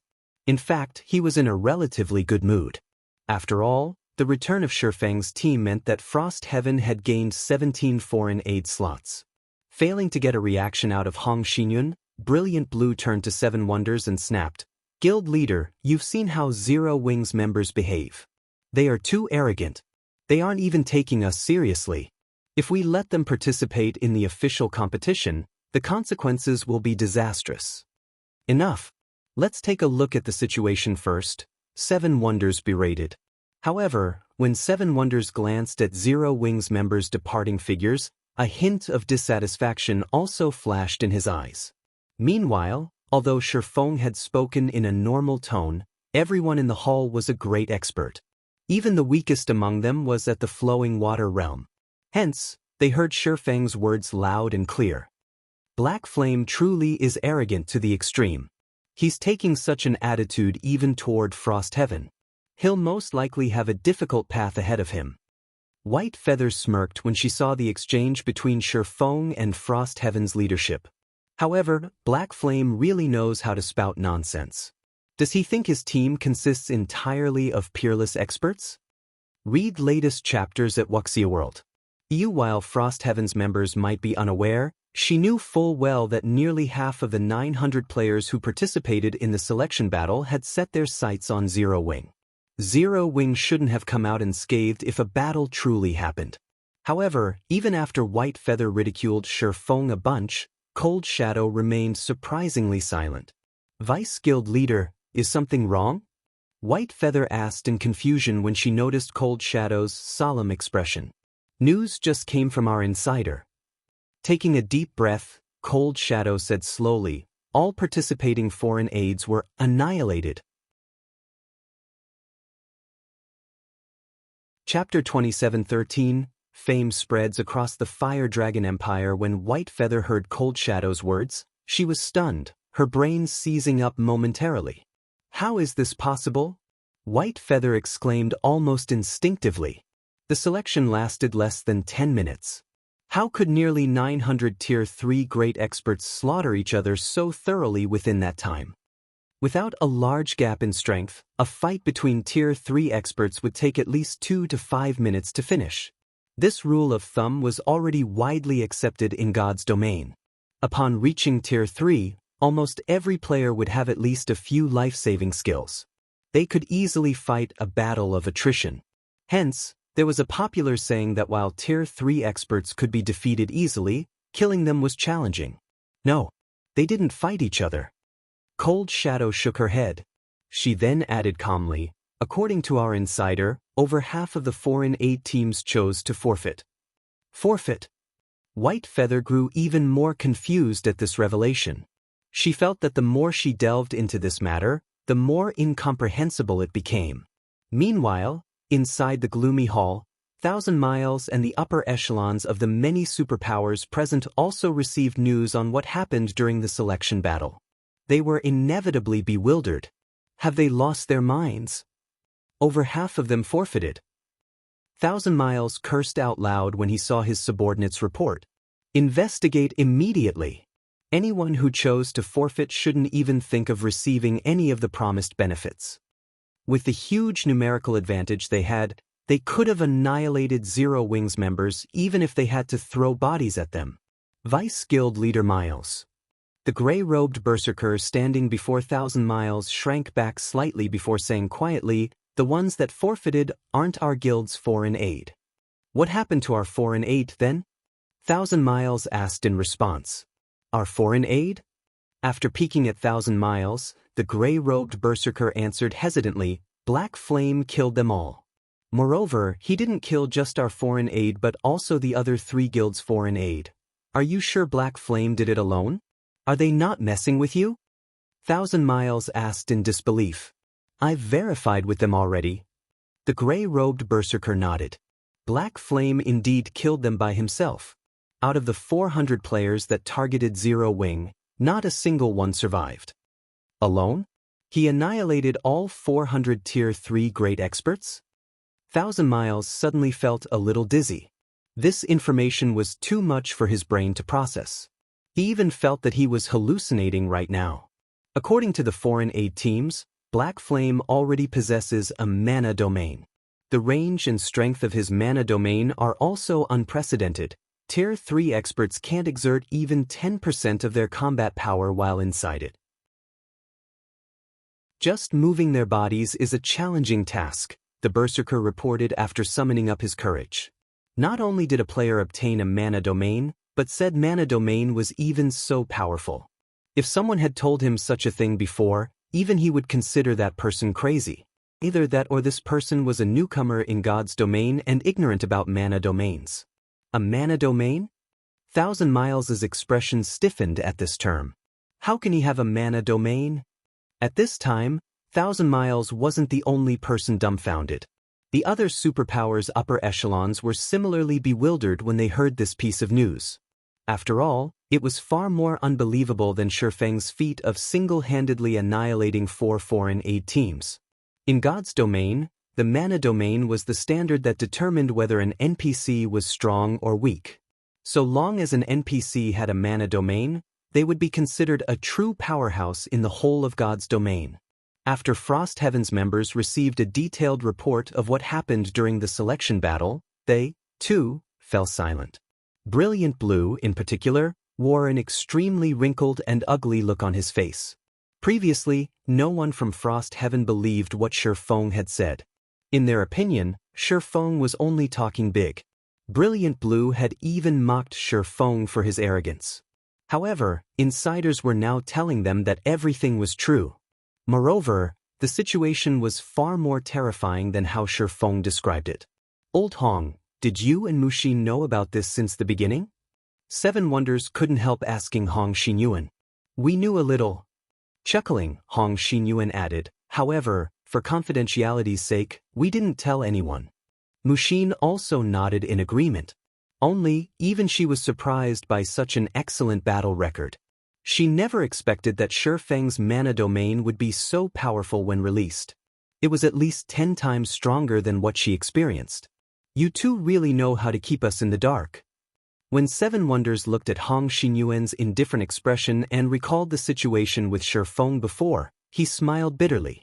In that case, I'll leave Zero Wing's matters to you in the future. After glancing at the silent Brilliant Blue, Hong Xinyuan faintly smiled and said, Guild leader, please rest assured. After the end of the selection battle, news about Zero Wing spread like the plague. This was especially true for the details regarding Black Flame. Many of the major powers that had come to spectate the competition were shocked. Not only had Black Flame single-handedly dominated the preliminary selection, but he even possessed the rumored mana domain. This battle record instantly made Black Flame the focus of discussion for many players all over the Fire Dragon Empire. Quite a number of the Empire's players even sought to join the pseudo-superpower known as Zero Wing. War God's Temple, Mythology's Lounge, Vice Guild Leader, the situation has become somewhat troublesome now. Not only does that Black Flame possess a mana domain, but his fame has also spread throughout the Fire Dragon Empire. I'm afraid it'll become very difficult to realize our acquisition plan now, White Feather said anxiously when she saw that Black Flame's name was being mentioned everywhere in the Fire Dragon Empire's forums. This situation might even affect Miracle's ranking. Mythology had chosen to partner with Miracle for the competition this time. In terms of guild foundations and strength, Miracle was above Frost Heaven. However, not only did Miracle lose all its foreign aid, but Frost Heaven even had Zero Wings supporting it.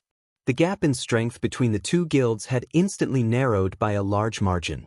Black Flame has indeed become a big variable now. Glancing at the battle report she received, Cold Shadow smiled and added, however, at the end of the day, the struggle for the reserve seats isn't something that can be decided by one person. Not to mention, even with a mana domain, Black Flame won't be able to survive for long in this competition. That great personage has already said he would personally take action against Black Flame. That great personage is going to make a move? This news surprised White Feather. Black Flame still thinks he is invincible just because he has a mana domain. He doesn't know that there is always someone stronger. Even a mana domain cannot save him now, Cold Shadow sneered as she read the detailed report on Shurfeng. While a mana domain was indeed powerful, it was a negligible existence in front of absolute strength. While the various superpowers were patiently waiting for the official competition to begin, Shurfeng secretly paid a visit to a bar called Moonfire in Flame Dragon City's outskirts. Read latest chapters at Wuxia World. At this time, only one woman was sitting quietly at the bar counter. This woman wore delicate, light blue robes, and just the view of her back could mesmerize countless people. However, this woman's aura was as hot as flames, deterring people from summoning up the courage to approach her. "You're here." When the woman saw Shurfeng enter the bar, she greeted him as though welcoming an old friend she hadn't seen for a long time. Meanwhile, this woman was none other than the Dragon Phoenix Pavilion's Phoenix Pavilion Master, Demon Queen Phoenix Rain.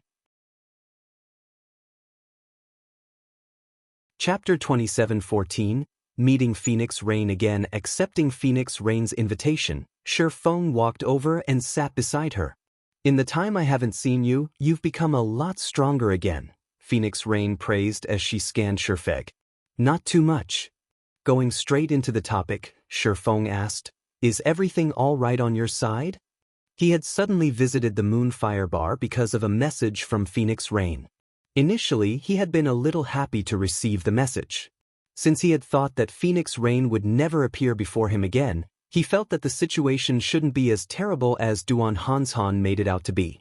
However, the moment he laid eyes on Phoenix Rain, he instantly understood. The situation was much worse than he thought. This was because the Phoenix Rain he saw couldn't be considered human. All her information was labeled as unknown and couldn't be examined at all. Moreover, the feeling he got from her was as if she had wholly integrated her existence with the flowers and trees of God's domain. Shurfeng even got the impression that Phoenix Rain was native to God's domain. Meanwhile, at Shurfeng's question, a hint of surprise flashed in Phoenix Rain's eyes. She then smiled faintly and replied, "You can say that it's all right yet not all right at the same time. It seems the situation still isn't too terrible." Shurfeng nodded. He then asked another question, "Can you tell me what exactly happened, then?" The disappearance of the Dragon Phoenix Pavilion's 3 pavilion masters had shaken the various superpowers of God's domain. If not for the pavilion having hidden this matter well, it would have long since made headlines in the real world. "This I cannot say." Phoenix Rain shook her head. "I went to great lengths to come here to tell you only 2 things. Although Phoenix Rain's voice was calm, her eyes betrayed deep exhaustion. "What is it?" Shurfeng didn't probe too much into her situation. He could feel that Phoenix Rain wasn't joking with him. In that case, there wouldn't be any meaning for him to continue probing. "The first is that I hope you can take care of my little sister," Phoenix Rain said, then took out an information card and handed it to Shurfeng. "Her information and address are recorded here. I am no longer by her side. Although she has great abilities, the people who are troubling her are difficult. If you have the chance, I hope you can help resolve her problems." After glancing at the information card, Shurfeng was stunned. Phoenix Rain's little sister was residing in the upper zone. "Aren't you in the upper zone too?" Shurfeng asked in confusion. "I'm in the upper zone?" Phoenix Rain was surprised by this piece of news. Afterward, as if reacting to something, she chuckled and said, "That's right. I guess you can say that. However, I'm afraid it will be difficult for me to meet her right now. I can only hope you will help her. I can't trust anyone else for this. This shouldn't be a problem. I'll go take a look if I visit the upper zone in the future." Shurfeng nodded in agreement. Phoenix Rain had helped both him and Zero Wing a lot thus far. He didn't mind taking care of her little sister now. "Thank you." Phoenix Rain breathed out a sigh of relief when she heard Shurfeng's answer. She then inhaled deeply before saying solemnly, "Next, The second matter will be my 2 pieces of advice to you. Advice? Seeing Phoenix Rain's serious expression, Shifeng couldn't help asking, is it Saint's hand? Based on the information from Duan Hanshan, the disappearance of the Dragon Phoenix Pavilion's leadership had something to do with Saint's hand. Moreover, the various superpowers also appeared to be fearful of the guild. No. Shaking her head, Phoenix Rain said, my first advice is for you to be wary of 3 people. 3 people? Shifeng was somewhat confused. He could understand if Phoenix Rain wanted him to be wary of some powerful organization, yet she told him to be wary of 3 individuals. If not for Phoenix Rain's solemn expression and her lofty status, he would have most likely treated her words as a joke. Yes, 3 people. Slowly, Phoenix Rain said, I don't know these 3 people's names. They use various aliases, but not one of them is their real name. The only thing I can tell you is their characteristics. These 3 people are a madman, a girl, and a young, scholarly person. If you meet them, run as far as you can.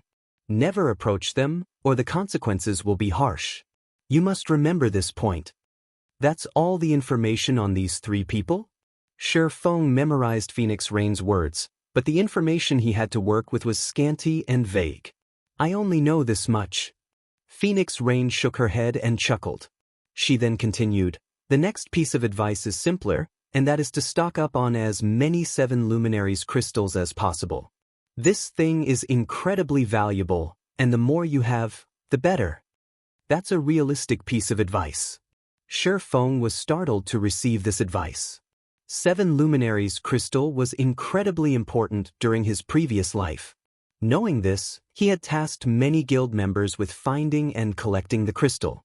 However, due to its rarity, the amount they managed to collect wasn't significant.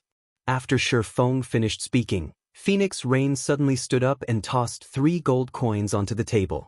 She then looked at Shifeng and said earnestly, I've said everything that can be said. How far you can progress will be up to you. You're leaving already? Shifeng was again startled when he saw Phoenix Rain preparing to leave. Their conversation lasted less than 5 minutes. He hadn't even gotten to the other questions he wanted to ask.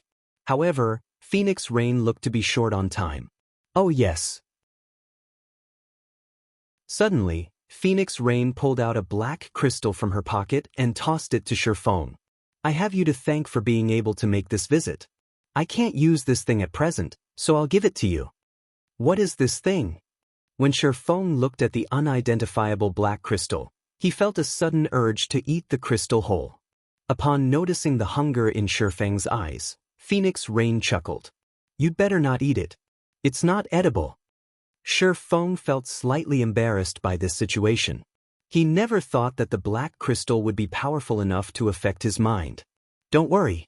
I won't eat it, Shifeng promised. Before I go, I'll tell you one more thing. Tier 4 is just the beginning. However, before Phoenix Rain could finish speaking, she suddenly disappeared. It was as if she never existed in this place. Now, only Shifeng remained inside the spacious bar. Read latest chapters at Wuxia World. EU forced teleportation? Surprise colored Shifeng's eyes as he looked at the space where Phoenix Rain had been. However, he quickly denied his conjecture. There were no spatial fluctuations. It shouldn't be a forced teleport. Yet, if she logged off, it should have taken a while before she disappeared. Despite pondering for some time, Shifeng failed to figure out the mechanism behind Phoenix Rain's sudden disappearance. In the end, he had to give up and shifted his attention to the black crystal in his hand. At least he now knew that Phoenix Rain was safe. I got nothing from using an ordinary identification skill just now. It seems I can only try with omniscient eyes. Taking a deep breath, Shifeng gathered the surrounding mana around his eyes and stared intently at the black crystal. Omniscient eyes. Chapter 27:15, The Eternal Item. As Shifeng frantically gathered mana inside the bar, the mana around him started liquefying. The standard of his mana was undoubtedly at Tier 4. A moment later, twofold magic arrays appeared in his eyes. If a player were to meet his gaze right now, they would most likely shudder instinctively. At this moment, Shifeng's eyes seemed to be capable of penetrating all truths in the world. No secrets could exist before this pair of eyes. Sure enough, Omniscient Eyes' effects have improved significantly now that my mana has reached the Tier 4 standard. Shifeng was delighted as he looked at the black crystal in his hand. Previously, even when he used the advanced identification skill, he couldn't appraise the black crystal at all. However, with Omniscient Eyes, a loading bar had appeared. It was as if the black crystal's outermost firewall had cracked, and the skill was fervently exploiting this breach and trying to dig into the crystal's core. 10 seconds, 20 seconds, 40 seconds. As the forces of the black crystal and Omniscient Eyes continued clashing, Shifeng frowned. Although Omniscient Eyes has the strength to contend against the black crystal, it apparently still isn't enough. Omniscient Eyes might be digging at the black crystal's firewalls, but the skill had a limited duration of only 1 minute. If it failed to break through the black crystal's defenses during this time, he would have to try again 10 minutes later. Only, the result would most likely be the same. Upon seeing Omniscient Eyes and the black crystal at a stalemate, Shifeng started racking his brain on how he could break through the black crystal's power. The biggest difference between Tier 3 and Tier 4 is in mana. Since Omniscient Eyes has the strength to go up against the black crystal after being injected with Tier 4 mana, the difference between the two is mana. As of now, Omniscient Eyes still has plentiful mana. In other words, the amount of mana isn't crucial for breaking through the black crystal's defenses. If the amount isn't the problem, then the only other possibility is the mana strength. However, after coming to this conclusion, Shifeng did not smile in joy. On the contrary, he fell into even greater despair. After all, increasing the strength of mana was easier said than done. On the market, almost all items that improved their users' mana only increased the volume of mana their users held. Generally, if players wished to increase their mana's quality, they would have to either improve their control over mana or raise their tier. In other words, if Shifeng wanted to increase his mana's strength right now, his only option was to raise his control over mana to a higher realm. No, that's not the only option. Shifeng shook his head. An increase in the mana strength also represents an increase in the skill's power. Increasing the skill's power would be equivalent to improving the mana strength. After Shifeng thought up to this point, a glimmer of hope appeared in his eyes. However, less than 5 seconds remained to Omniscient Eyes' duration. I have no choice but to try. Taking a deep breath, Shifeng unsheathed the abyssal blade and promptly assumed the posture of using the mana technique Light Shadow. The mana swarming around Shifeng instantly began condensing even further, taking on the shape of a great sword. However, unlike when he used this mana technique at Tier 3, the Phantom Greatsword now looked much more tangible. Meanwhile, after executing Light Shadow, Shifeng could sense a change occurring in the magic arrays in his eyes. They showed faint signs of evolving into 3-fold magic arrays. Good. It's effective. Shifeng couldn't help growing excited. However, the third layer's formation abruptly stopped. The mana still isn't strong enough? Shifeng frowned. If I want to increase it even further, I'll have no choice but to use Holy Devour. Holy Devour was a move he dreaded to use. Executing the complete Holy Devour was too taxing. It shouldn't be used frequently, even by Tier 4 classes. With the reserve seats competition about to begin, he had to keep himself in his peak state. Although executing Holy Devour once wouldn't overwork his brain, it would still exhaust his concentration. However, after thinking for a second, Shifeng gritted his teeth and threw caution to the wind. To hell with it. Although Phoenix Rain currently wasn't in a life-threatening situation, that was true only for now. There were far too many unknowns and secrets surrounding her. Saint's Hand's side was also filled with mysteries. There was no guarantee that he wouldn't meet a similar fate to Phoenix Rain in the future. Hence, he needed to identify the Black Crystal. Only by doing so would he have a chance at finding some useful information. Immediately, Shifeng changed his stance once more, and the aura he exuded skyrocketed in intensity. Holy Devour! Boom! Suddenly, ethereal flames enveloped the bar. The flames were so realistic that they triggered the magic arrays set up inside the bar. Some of these magic arrays even started cracking, evidently unable to withstand the powerful mana Shi Feng condensed. Meanwhile, as if violently stimulated, the twofold magic arrays in Shi Feng's eyes completed their transformation into threefold magic arrays. Using Holy Devour directly elevated Omniscient Eyes' strength to a whole new level. Shi Feng suddenly heard a crack coming from the black crystal. However, half a second later, dizziness assaulted his brain. The horrific mana condensed by Holy Devour also instantly dissipated, leaving behind a tattered bar. Several seconds later, his mind started to clear up. He immediately shifted his gaze to the black crystal in his hand. Did it succeed? Shi Feng inspected the black crystal anxiously. This time, the crystal didn't put up any resistance when he tried to read its information. Row after row of text appeared before his eyes. Upon seeing this information, Shi Feng was stunned. An eternal item? This is actually an eternal item? Shi Feng couldn't help doubting his eyes as he read the information before him. World Stone, Eternal Item, Effect 1, Stabilizes the Principle of All Things. Effect 2, Unknown. Effect 3, Indestructible Object. In God's domain, so long as an item was related to eternity, it was an item of gods. Eternal items were legends among legends. According to rumor, even gods had difficulty obtaining one, and some gods would even fight frantically for one. There were various rumors as to the cause of the Great Ancient War, one of which attributed the war to a struggle for eternal items between ancient gods. It seems I still can't do anything about this situation. Shi Feng smiled bitterly as he looked at the World Stone. He had fought for 10 years in God's domain in his previous life. However, he was well aware that he was still ignorant of plenty of secrets regarding God's domain. God's domain wasn't just a game like the general masses thought it to be. Otherwise, the various international corporations wouldn't go so crazy over it. This eternal item told him that the problem Phoenix Rain faced was extraordinary. It wasn't something a Tier 4 Sword Emperor like himself could look into. After all, even the God-ranked experts in his previous life had great difficulty obtaining such an item. He would most likely have to wait until he reached Tier 5 or even Tier 6 before he could find out more about the situation. Otherwise, he would share the fate of all those missing experts. Read latest chapters at Wuxia World. While Shi Feng was having goosebumps from thinking about the problem Phoenix Rain was involved in, Yulan suddenly contacted him. "Where are you now, guild leader?"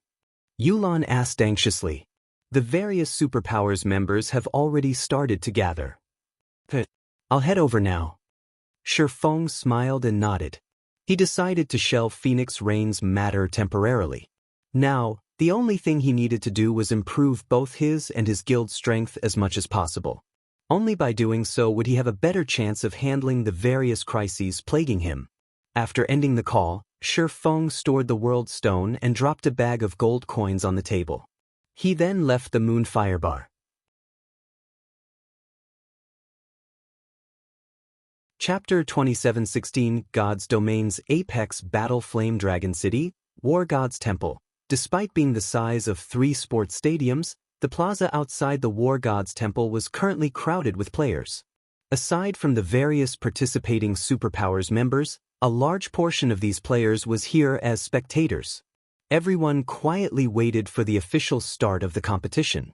Quick look, they're about to announce the battlefield. Suddenly, a huge holographic projection appeared in the sky above the War God's Temple. The projection was hundreds of meters wide, and the image displayed was visible even from several miles away. Meanwhile, with the emergence of this holographic projection, excitement surged in both the players and NPCs in Flame Dragon City. It's finally starting. This competition will determine the future direction of the entire God's domain. Many of the various superpowers hidden experts will reveal themselves. Once you guys enter the arena, make sure to record these experts' data. They're going to become the giants of God's domain in the future. We must make sure we don't accidentally offend any of them.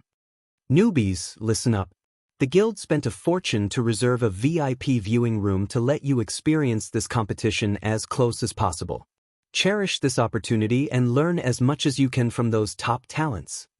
The various major powers here to spectate the competition spent time instructing their guild talents and newcomers to cherish this viewing opportunity. After all, this was going to be the apex battle of God's domain. Talents? I want to see just how powerful they are.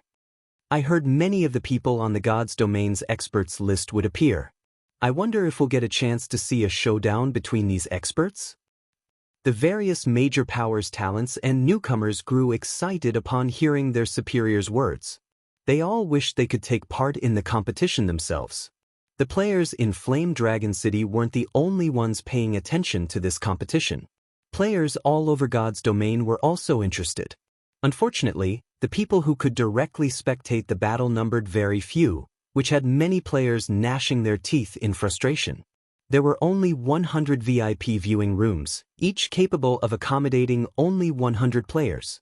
There were also only 10 million normal viewing seats available. Compared to God's domain's player population, this number was insignificant. However, this still wasn't the most frustrating part. Instead, what frustrated players the most was that aside from players, even NPCs could purchase these viewing tickets. According to the War God's Temple statistics, 20% of the tickets were bought by NPCs, 60% by guilds, and only 20% by independent players. Time passed quickly. Before anyone knew it, the holographic projection above the War God's Temple revealed the battlefield for the upcoming competition. Displayed on the projection was an ocean with turbulent waves and dark thunderclouds. At a glance, it was evident this wasn't a place players could enter casually. Strewn across this ocean were 18 islands of varying sizes. The small islands were roughly the size of small leveling maps, while the large islands were around 3 times the size of the small islands. A considerable distance separated these islands. With calm seas, a bronze speedboat would take at least 2 hours to travel from one island to another. The appearance of waves and storms could double this travel time. What? It's going to be a naval battle? No, there are quite a few islands on the ocean. Is it an island occupation battle? The players outside the War God's Temple were surprised by the unveiled battlefield, and heated discussions promptly broke out. However, before anyone could reach a conclusion, the specific rules for the reserve seat competition were listed one after another. Well, when the players in the plaza saw these rules, they gasped in shock. After all, this competition depended heavily on guild foundations and leadership. The use of individual strength would be greatly restricted in this competition.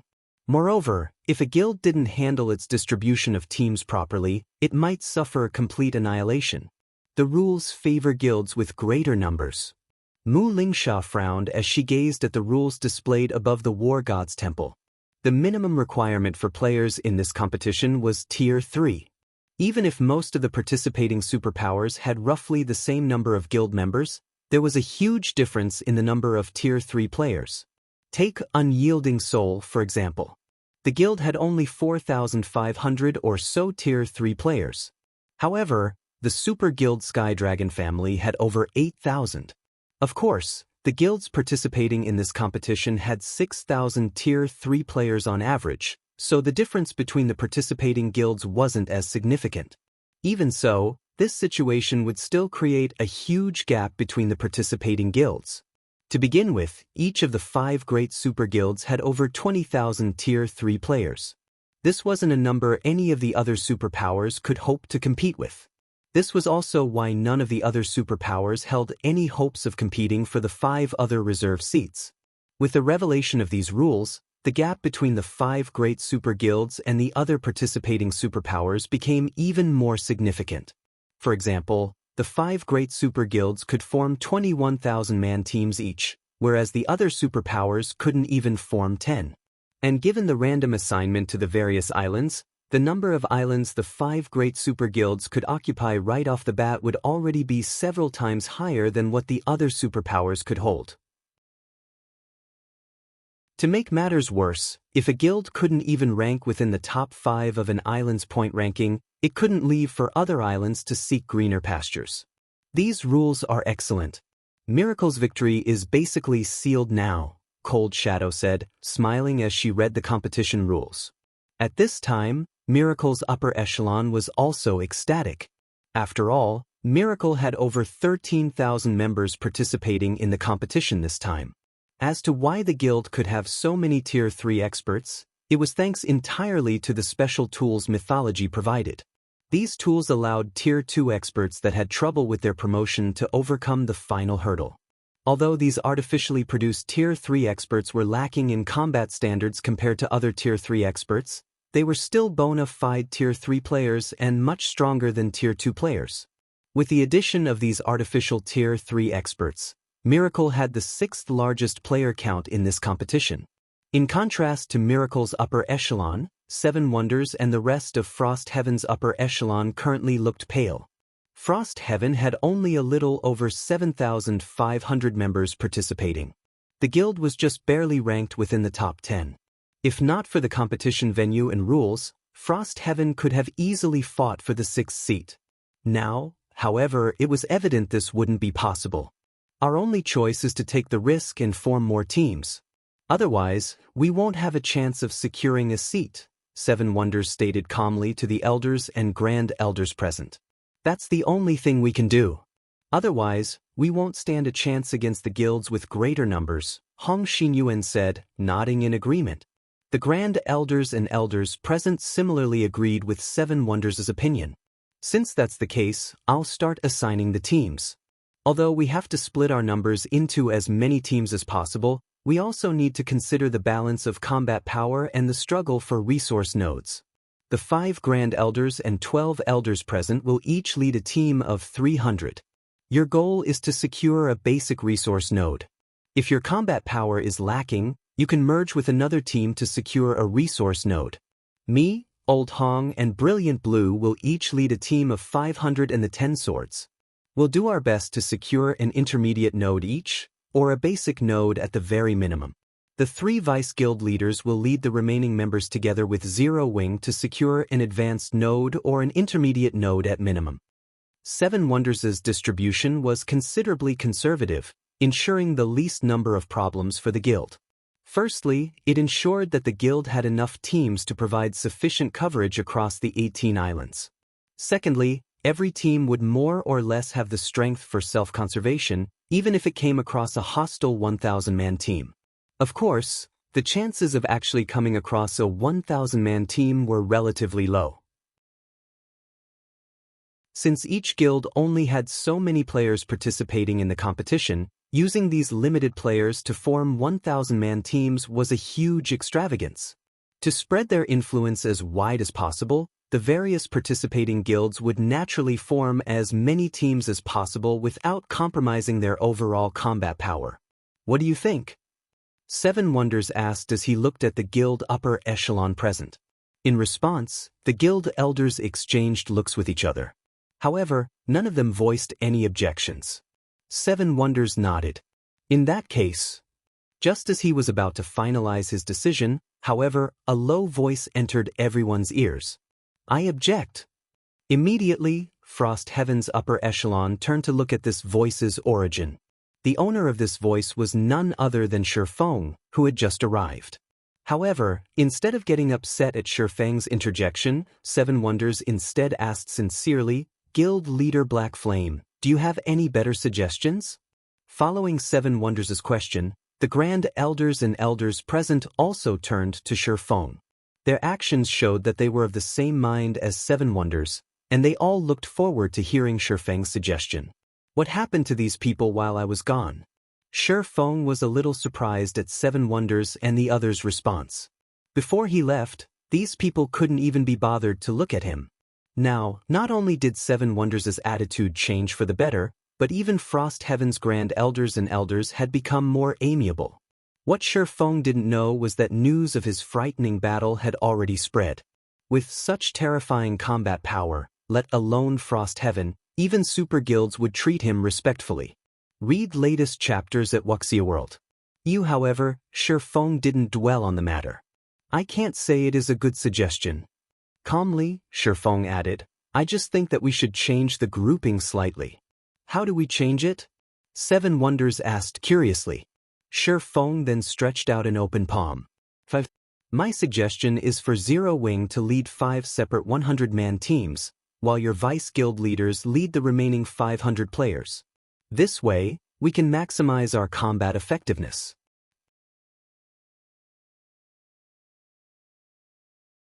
Chapter 27:17 Gambit? 5 separate teams? Frost Heaven's elders gasped involuntarily when they heard Shifeng's suggestion. They were at a disadvantage in numbers, and even the slightest mistake could put paid to securing the 6th reserve seat. Meanwhile, although Seven Wonders' distribution was conservative, it would allow Frost Heaven to avoid significant problems. However, Shifeng was now suggesting that they split their numbers into 5 additional teams that met the bare minimum requirement of 100 players. This surpassed aggressive action and bordered on madness. Guild leader Black Flame, isn't this a little too aggressive a maneuver? Mushin couldn't help but worry. At this point, everyone already knew that Shifeng possessed frightening strength. Even if he led the smallest sized team, he should still be able to handle most of the problems he encountered. However, the 4 other teams wouldn't have such an assurance. After all, no one else possessed the frightening combat power of Shifeng.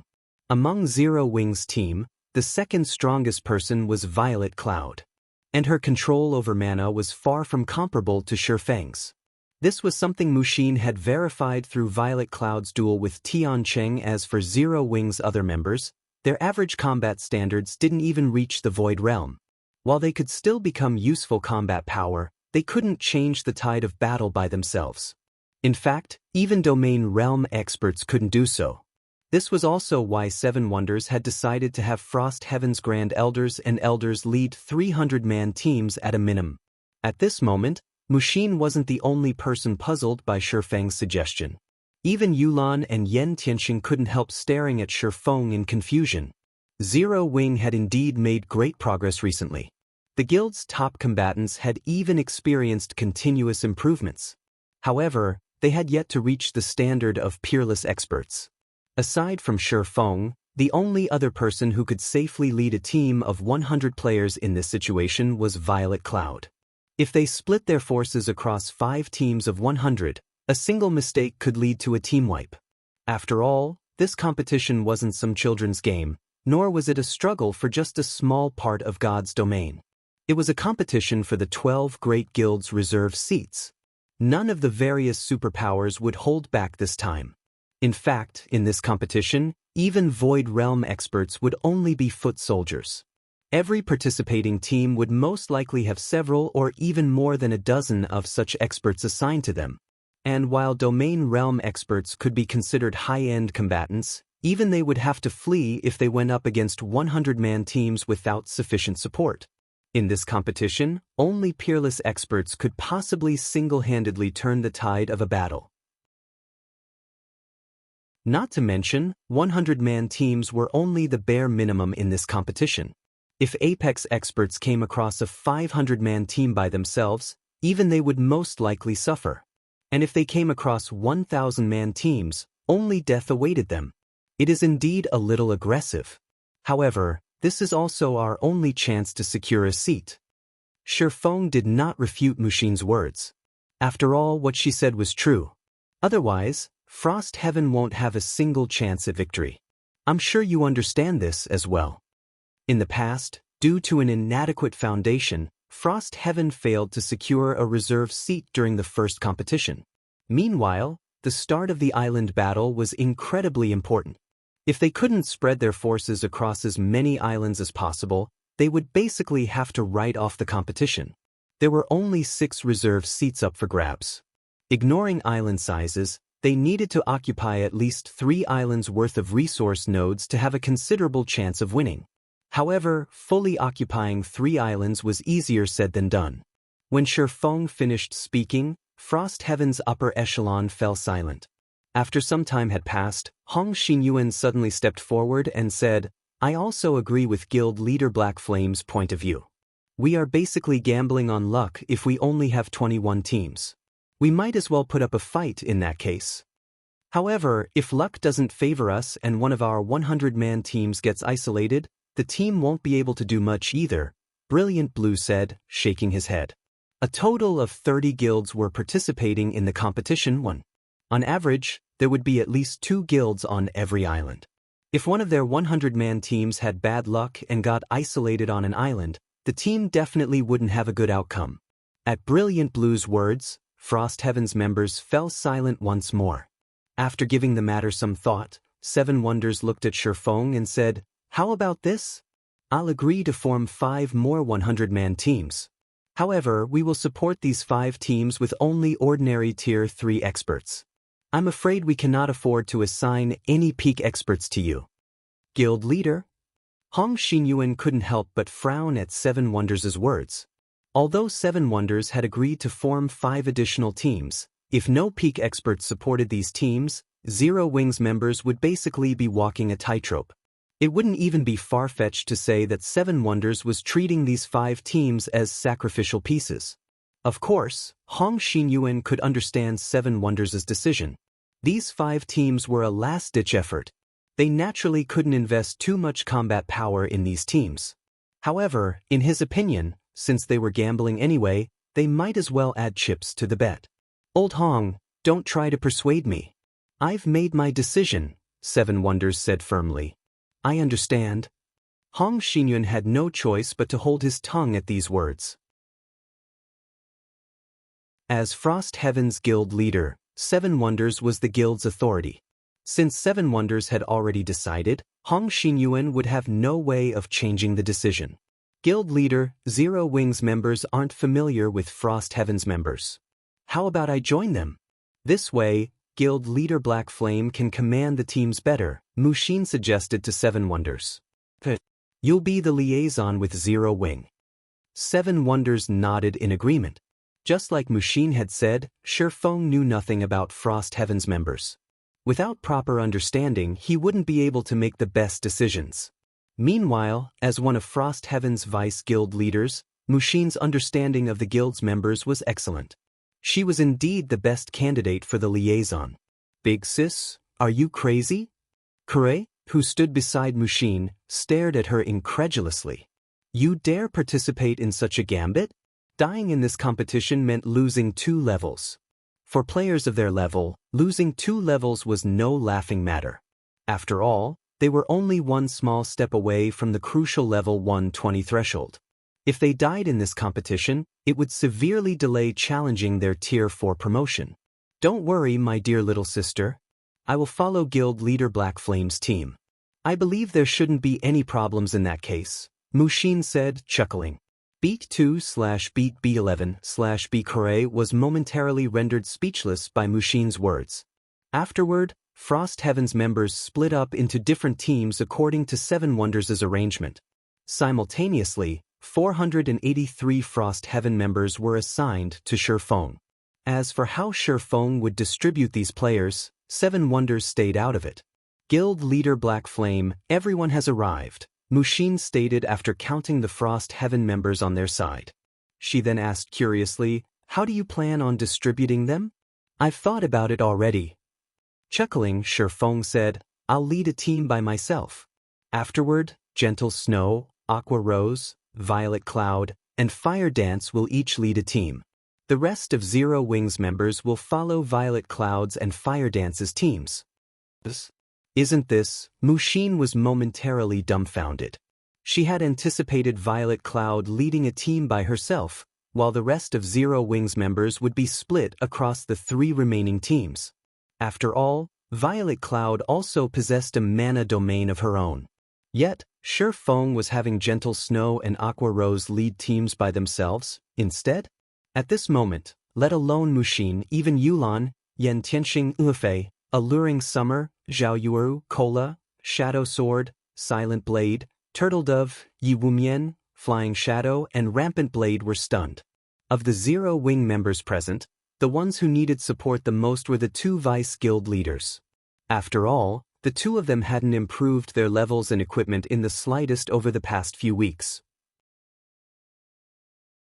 Although Gentle Snow's and Aqua Rose's weapons and equipment were still far superior to those of the various superpowers peak experts, the 2 of them were still slightly inferior to Violet Cloud and Fire Dance in combat standard. Not giving them any support was akin to going all in on a gamble. Ignoring everyone's doubts, Feng turned to the two people in question and asked, Snow, Aqua, are you fine with this arrangement? No problem. The two responded indifferently as if this matter had nothing to do with them. Read latest chapters at Wuxia World. Good. That settles it. Feng did not make any additional explanations. Following this, the various superpowers waited for another hour or so until a loud bell tolled in the War God's temple, the sound echoing throughout Flame Dragon City. The competition for the 12 Great Guilds reserve seats officially began.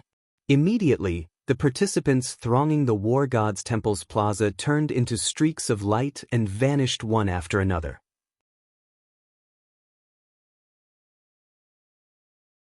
Chapter 27:18 Team Distribution. It's starting. It's finally starting. Crap. So, this is the spectator stand? Awesome. When the spectating players arrived in their seats, they couldn't help marveling at their surroundings. At this time, everyone was in the sky. More precisely, the spectators were seated in a coliseum-like structure that hovered above the 18 islands serving as the competition venue. The 18 islands were like chess boards, with the participants being the chess pieces. Not only could the spectators freely choose which island to spectate, but they could also zoom in to observe specific battles. The only unfortunate part was that the zoom distance was limited. The closest those in the normal seats could get was 30 meters above the islands, too far for detailed observations. Spectators in the VIP viewing rooms, however, could not only spectate the battles as if they were there in person but also have the VIP rooms notify them of any ongoing battles. This function allowed the room occupants to avoid missing out on any exciting battles. As the spectators above the competition venue were screaming and exclaiming, the players randomly teleported onto the 18 islands were already taking action.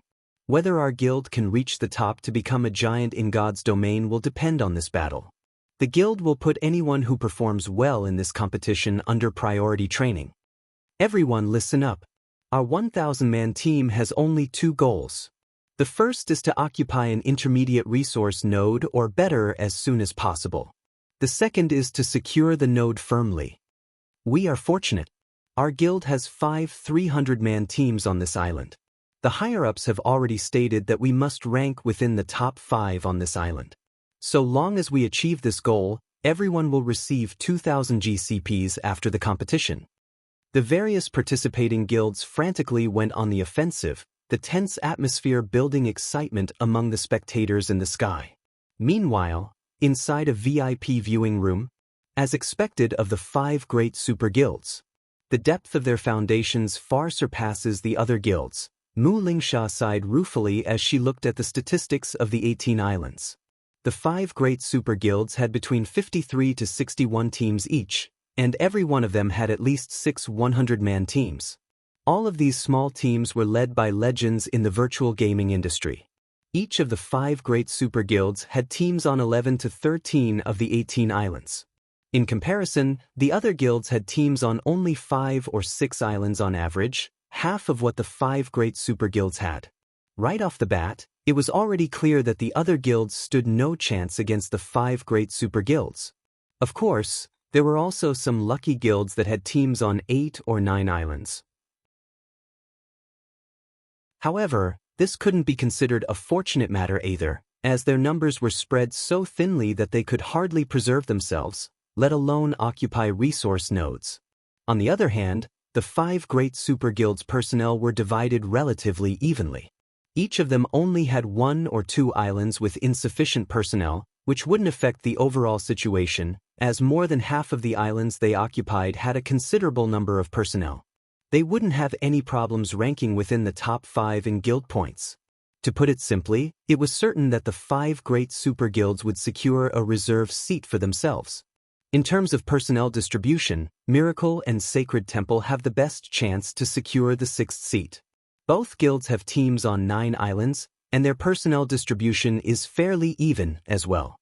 The other guilds are evidently far behind these 2 guilds, Unyielding Heart analyzed. No. When Mu Lingsha took a look at Frost Heaven's statistics, she was slightly surprised. Frost Heaven isn't doing too badly either. It has teams on 7 islands. If comparing based on the number of islands occupied, Frost Heaven could rank 12th out of the 30 participating superpowers. It was only 2 islands behind Miracle and Sacred Temple. No. Of the 7 islands Frost Heaven has been allocated to, 2 islands don't even have 500 players on it. Moreover, Unyielding Soul couldn't help shaking his head and sighing after carefully reading Frost Heaven's data.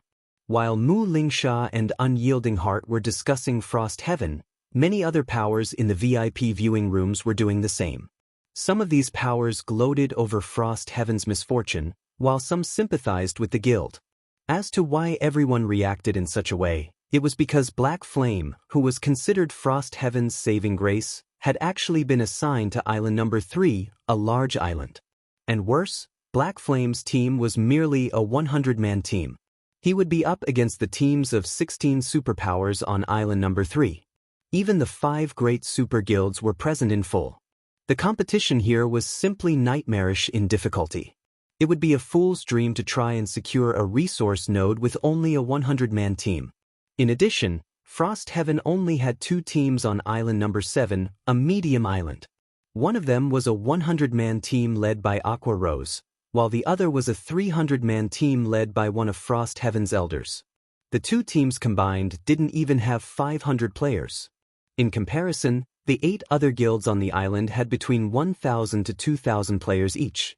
To make matters worse, the teams led by Frost Heaven's 7 Wonders, Hong Xinyuan, and 5 elders actually got assigned to island number 17. In total, the guild had 2,500 players assigned to a measly small island. Guild leader Black Flame, what should we do? Mushin inevitably grew anxious after learning of the various island situations. The guild leader's side won't have any problems, but we only have our team and Gentle Snow's 100-man team here. This was undoubtedly the worst possible scenario for Frost Heaven. Initially, they had been hoping for Shi Feng to be sent to a small island. And so long as the number of guild members on that island reached 1,000, occupying 2 resource nodes on that island shouldn't be a problem. 2 resource nodes worth of guild points would be more than enough to propel Frost Heaven to the top 5 rankings of that island. After all, a small island only had 12 resource nodes. With so many guilds competing for the nodes, there wouldn't be enough for each competing guild to secure one. Now, however, Shi Feng had ended up on a large island with only 200 friendly players. In this situation, the most he could do was occupy 1 resource node, which would basically be useless. Moreover, as Shi Feng was foreign aid, he would get only half the points official participants would get. On the other hand, 7 Wonders' side should have no problem occupying 2 resource nodes. In fact, they had too many people for the task. However, securing a 3rd node on the small island would be difficult since a small island had only 12 resource nodes. If Frost Heaven occupied too many, the other superpowers would join hands to target Frost Heaven. This is still a relatively good start, Shi Feng said calmly as he inspected the distribution information. Let's meet up with Snow's team for now. A good start. Mushin fell speechless momentarily. In the current situation, the chances of Frost Heaven securing the 6th reserve seat were incredibly slim. However, what Mushin didn't know was that Shi Feng had hoped to be assigned to a medium or large island. After all, only medium and large islands had advanced resource nodes. As foreign aid, he would receive only half the points of official participants. Hence, securing an advanced node was a must if he wished to have an impact. His random assignment to a large island couldn't be considered bad luck. If he had gotten assigned to a small island, now that would be truly bad luck. Read latest chapters at Wuxia World. EU. During the time Shi Feng's team was converging with Gentle Snow's team, a 1,000-man team was slowly traversing a dense forest on island number 3. Meanwhile, the cool-headed youth leading the team was currently staring at a 100-man team several hundred yards away, with scorching flames blazing in his eyes. Black Flame, it seems your luck has finally run out. If you have to blame someone, blame yourself for arranging your teams in such a way. Now, I will let you know the consequences of going against me. Excitement filled Thousand Miles' eyes as he looked at Gentle Snow and her team in the distance. Vice Guild Leader Miles, we have already scouted the vicinity. There are no other guilds nearby. A level 118, Tier 3 Ranger reported through the team chat. Good. 1,000 Miles grew even more excited at this piece of news. He then announced through the team chat, since no other guilds are nearby, we don't need to be polite. Everyone charge. Let's kill this vice guild leader of Zero Wing first and collect some interest. Yes, sir. At 1,000 Miles' command, Miracle's members, lurking excitedly in the forest, prepared to ambush Gentle Snow's team. They would make sure that her team had nowhere to beat run. /B.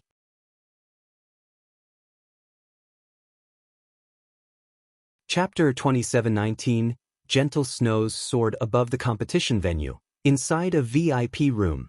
This is bad. Miracle's 1,000 Miles discovered Gentle Snow's team, Flourishing Willow said nervously as she stared at a dense forest on island number 3. Gentle Snow will be in trouble. 1,000 Miles' team is a 1,000-man team. The experts on 1,000 Miles' team are astonishing. I'm afraid there are at least a dozen peak experts and 2 apex experts. Galaxy Past, the Star Alliance's guild leader, also frowned when he saw this situation. As a guild of Star Moon Kingdom, the Star Alliance had frequently clashed with Gentle Snow's Ouroboros during the early stages of the game. In fact, Galaxy Past had even treated Gentle Snow as his rival. Hence, Galaxy Past paid close attention to Zero Wing in this competition. This was especially so for his ex-rival, Gentle Snow. Galaxy Past had even set Gentle Snow as a priority target on the spectator's interface. So long as she fought in a battle, he would be notified of it immediately. The gap between the two sides is too large. Purple Eye, who was now a level 117, Tier 3 Great Mage, shook her head and sighed. If Gentle Snow were leading Zero Wing's main force, she might still stand a chance. However, with her strength alone, there's no way her team can win. Even escaping will be a problem. Although the Star Alliance had been in conflict with Ouroboros and even the current Zero Wing, as guilds originating from Star Moon Kingdom and peak experts from the same kingdom, Purple Eye still hoped to see Gentle Snow and Zero Wing perform well in this competition. Damn it. If only we could join the battle. The other Star Alliance upper echelon present also sighed and grumbled. They never thought that Gentle Snow's team would be so unlucky as to encounter a 1,000-man team right off the bat. Miracle has started moving. Gentle Snow. Why haven't you noticed them yet? Flourishing Willow reflexively stood up in worry and pointed at Miracle's members on the holographic projection. A 100 versus 1,000 battle already placed Gentle Snow's team in an overwhelming disadvantage. Moreover, Miracle's team was even stuffed with experts, while Frost Heaven's members were obviously no good. Even the strongest among them had reached only the refinement realm. Most of them weren't even at the half-step refinement realm standard. Let alone Miracle's experts, even the Star Alliance's main force could trounce these Tier 3 experts from Frost Heaven. However, despite the Star Alliance's members' thoughts and shouts, Miracle's experts had already sneaked within 100 yards of Gentle Snow's team. 4 Tier 3 players, such a distance required only a few steps to cross. Gentle Snow's team had no chance to flee now. Good. Magic team, start chanting. 1,000 Miles commanded after his team arrived within the critical range. He then turned to the 2 elderly men beside him and said, Elder Rock, Elder Feather, I'll leave Gentle Snow to you too. Do not let her get away. Rest assured, Vice Guild Leader. Leave that young lady to these 2 old men. Elder Rock, a white-bearded old man clad in black robes and armed with 2 pitch-black short swords, answered. If we take action, she won't have a chance to escape, Elder Feather, an old man with golden pupils, said, smiling. He wore dark gray leather armor and carried a white-winged feather bow. I am naturally confident in your abilities. Both of you are our guild's top-ranking ambushers. However, Gentle Snow isn't an easy target either. In terms of combat power, she rivals domain realm experts already. Killing her will definitely deal a huge blow to Zero Wing, 1,000 Miles said, smiling. 1,000 Miles felt reassured that Elder Rock and Elder Feather were taking action. After all, the 2 elders could hold their ground even against a peerless expert if they worked together. This was why the guild had let these two elders join a 1,000-man team. However, he did not wish to repeat his mistakes. He would use everything he had, even to deal with a minor problem. When 1,000 Miles finished speaking, the magical class players in the team had also completed the incantations for their spells. Vice Guild Leader, all preparations are done. We can make them disappear from the island at your command, a level 118, tier 3 Great Mage reported quietly. Good. 1,000 Miles did not doubt his subordinate's words at all since the 20 magical class players had jointly cast 8 destruction spells. These powerful spells would devastate even level 120 mythic monsters, let alone tier 3 players. The magical class players on the team grew excited. After all, they rarely had an opportunity to use such high-caliber spells. The bosses in dungeons normally wouldn't give them a chance to cast such spells. Only during siege battles would they have such an opportunity. Now that they could use Gentle Snow's team for target practice, they were naturally more than happy to do so. Immediately, 1,000 Miles turned to look at Gentle Snow's team. However, the instant 1,000 Miles turned around, his entire body shuddered. Before anyone noticed, Gentle Snow had already appeared before his team's magical class players. The tier 3 Great Mage that reported to him was even laughing, wholly unaware of Gentle Snow's arrival. Not good. We got discovered. 1,000 Miles shouted instinctively.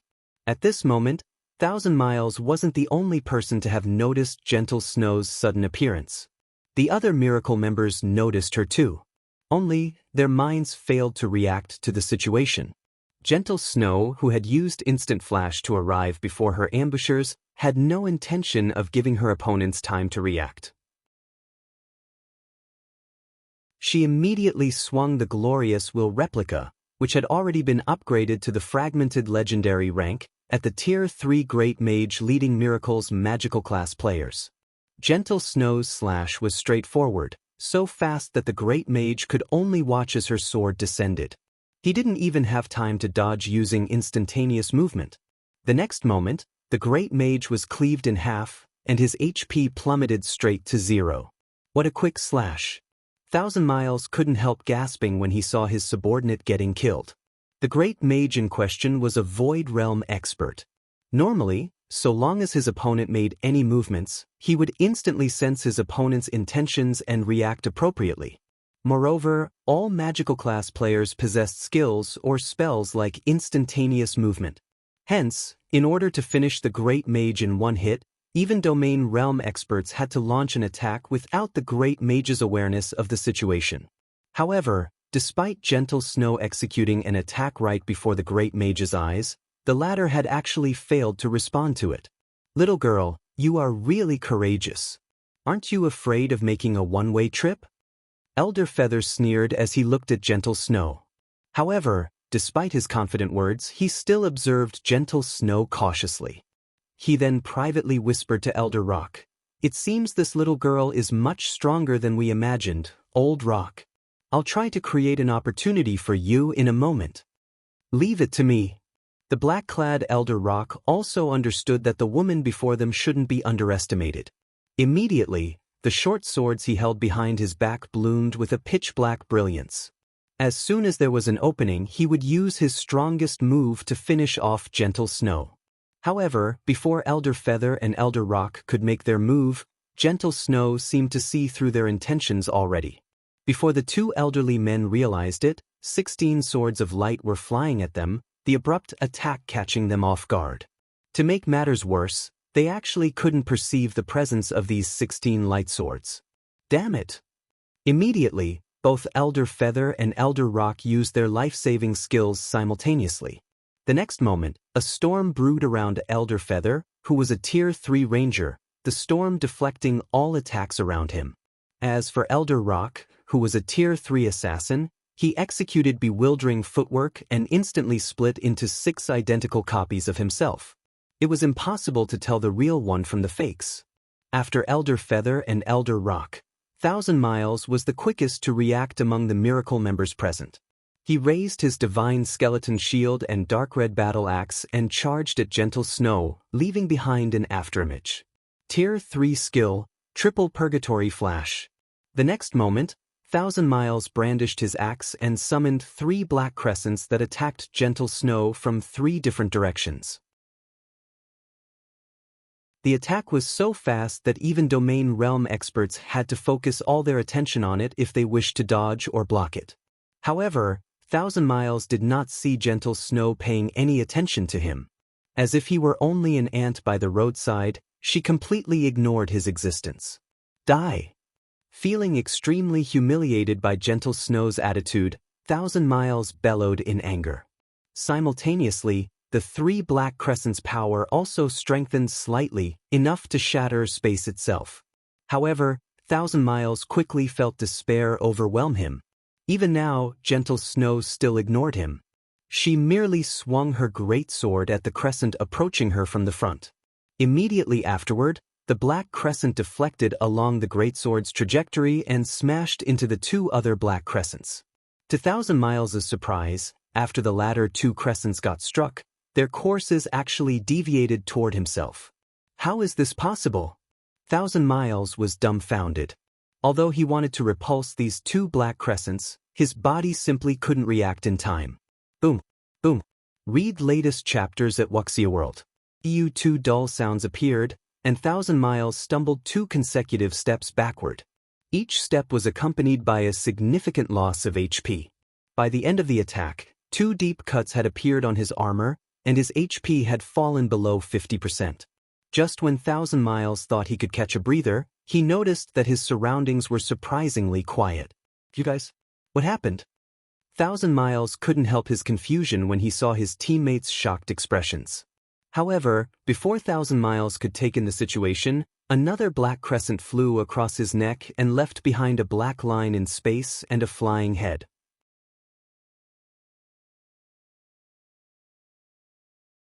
Chapter 2720, Beyond the Domain Realm. When Thousand Miles' body collapsed to the ground, the miracle members in the dense forest shuddered involuntarily. The Star Alliance's members spectating in their VIP viewing room also gaped in shock. How did she become so strong? Purple Eye exclaimed in disbelief.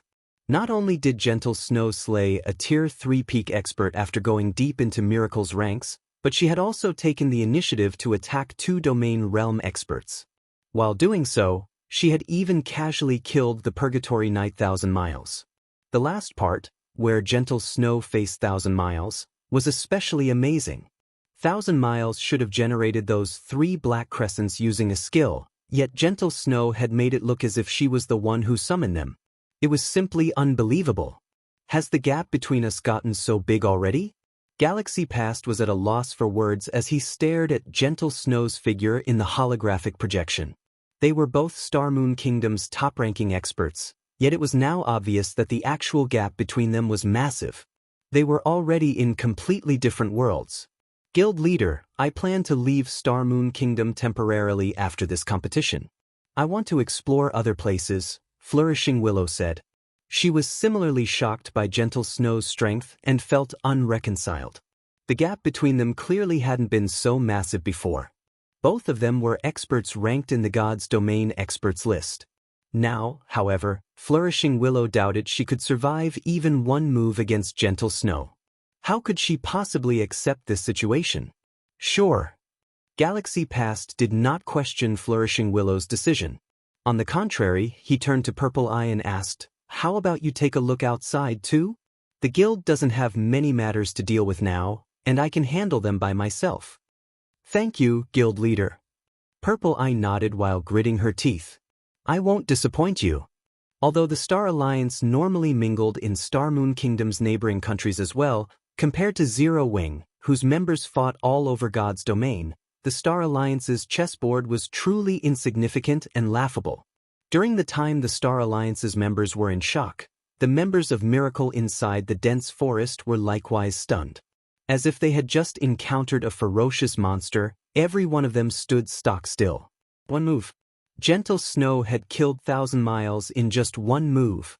With such strength, she already rivaled peerless experts. Elder Rock and Elder Feather, who had successfully evaded Gentle Snow's attack, were dazed, fear and confusion coloring their faces.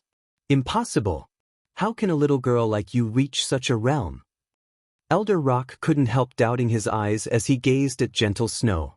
I never thought anyone could reach that realm at such a young age. Am I really getting too old? Elder Feather also turned somewhat silly as he looked at Gentle Snow. They hadn't thought much of it when they saw Gentle Snow kill the Void Realm Great Mage. However, after seeing Gentle Snow kill Thousand Miles, they finally understood what happened. The woman before them wasn't some powerful expert rivaling Domain Realm experts. Instead, she was an existence that had transcended the Domain Realm. When the two elderly men looked at the young lady before them, they suddenly felt they had lived their lives in vain. After all, they had racked their brains just to reach the Domain Realm's upper stage, yet Gentle Snow was already beyond the Domain Realm. How could they not despair at this discovery? Even in veteran super guilds, anyone capable of reaching the Domain Realm's upper stage was generally over 60 years old already. As for the existences that had transcended the Domain Realm and reached the higher Domain Realm, they were true old monsters. These existences were the mainstays of the 5 great super guilds. However, during the time Elder Rock and Elder Feather were in a daze, Miracle's other Tier 3 experts regained their senses and suddenly charged at Gentle Snow. Kill. This woman killed Vice Guild leader Miles. We must not let her leave alive. That's right. In this special space, even peerless experts can't afford to duke it out with us. The next moment, over 100 Guardian Knights and Shield Warriors activated their defensive skills and closed in on Gentle Snow. Simultaneously, the magical class players on the team started casting combination spells one after another. Old Rock, let's leave. It'll be too late otherwise. Elder Feather suggested as he glanced at Elder Rock. He then activated a skill without hesitation and transformed into a gale. He crossed several dozen yards with every step he took, showing no intention of fighting whatsoever. Snapping out of his daze, Elder Rock hurriedly used wind steps, which he had upgraded to Tier 3, and entered stealth. Elders? Miracle's members were stunned momentarily. What was up with this situation? Despite being the 2 strongest combatants in their 1,000-man team, Elder Rock and Elder Feather had actually fled. At this moment, let alone Miracle's members, even the Star Alliance's spectating members couldn't help gaping in shock. What's going on? Why are those 2 Apex experts running away? Despite having entered the Flowing Water Realm already, Galaxy Past, Flourishing Willow, and Purple Eye were bewildered by Elder Rock and Elder Feather's decision to flee. Domain Realm experts were existences that even the various superpowers wouldn't want to offend casually. Not to mention, both Elder Rock and Elder Feather had clearly made significant progress in the Domain Realm already. The 2 of them working together could most likely go up against peerless experts. Not to mention, they still had the 1,000-man team supporting them. Even a peerless expert wouldn't want to clash head-on with such a force. Yet, the 2 Apex experts had actually fled? While everyone was bewildered by this situation, Gentle Snow executed a vertical leap, vanishing from sight. When she reappeared, she was standing 50 yards away from her original position. The glorious will in her hands bloomed with dazzling brilliance. Will of light. Instantly, 12 brilliant flashes streaked through the dense vegetation, brightly illuminating the entire forest. What is she doing? Frost Heaven's members, who were spectating the fight from a distance, were confused. Likewise, Miracle's members also found this situation odd. They couldn't help wondering why Gentle Snow would launch an attack at empty air. Who could she possibly hit? However, this thought lasted for only half a second in everyone's mind. Read latest chapters at Wuxia World. Boom. A deafening boom spread through the area. Immediately afterward, web-like cracks formed within the dense forest space and spread up to 300 yards away from the explosion's epicenter. Then, the entire region collapsed. The cracked space transformed into a pitch-black area with space and time in disarray. A boundless spatial storm subsequently raged through the area, devouring all of Miracle's members. Even Elder Rock and Elder Feather, who had escaped beforehand, got swept up in this chaotic storm, their HPs draining like running water. Several seconds later, the shattered space started returning to normal. However, at this point, Miracle's 1,000-man team was nowhere in sight. And from above the island, it looked as if a huge meteorite had struck the dense forest, leaving behind only a huge impact crater. What exactly did she do?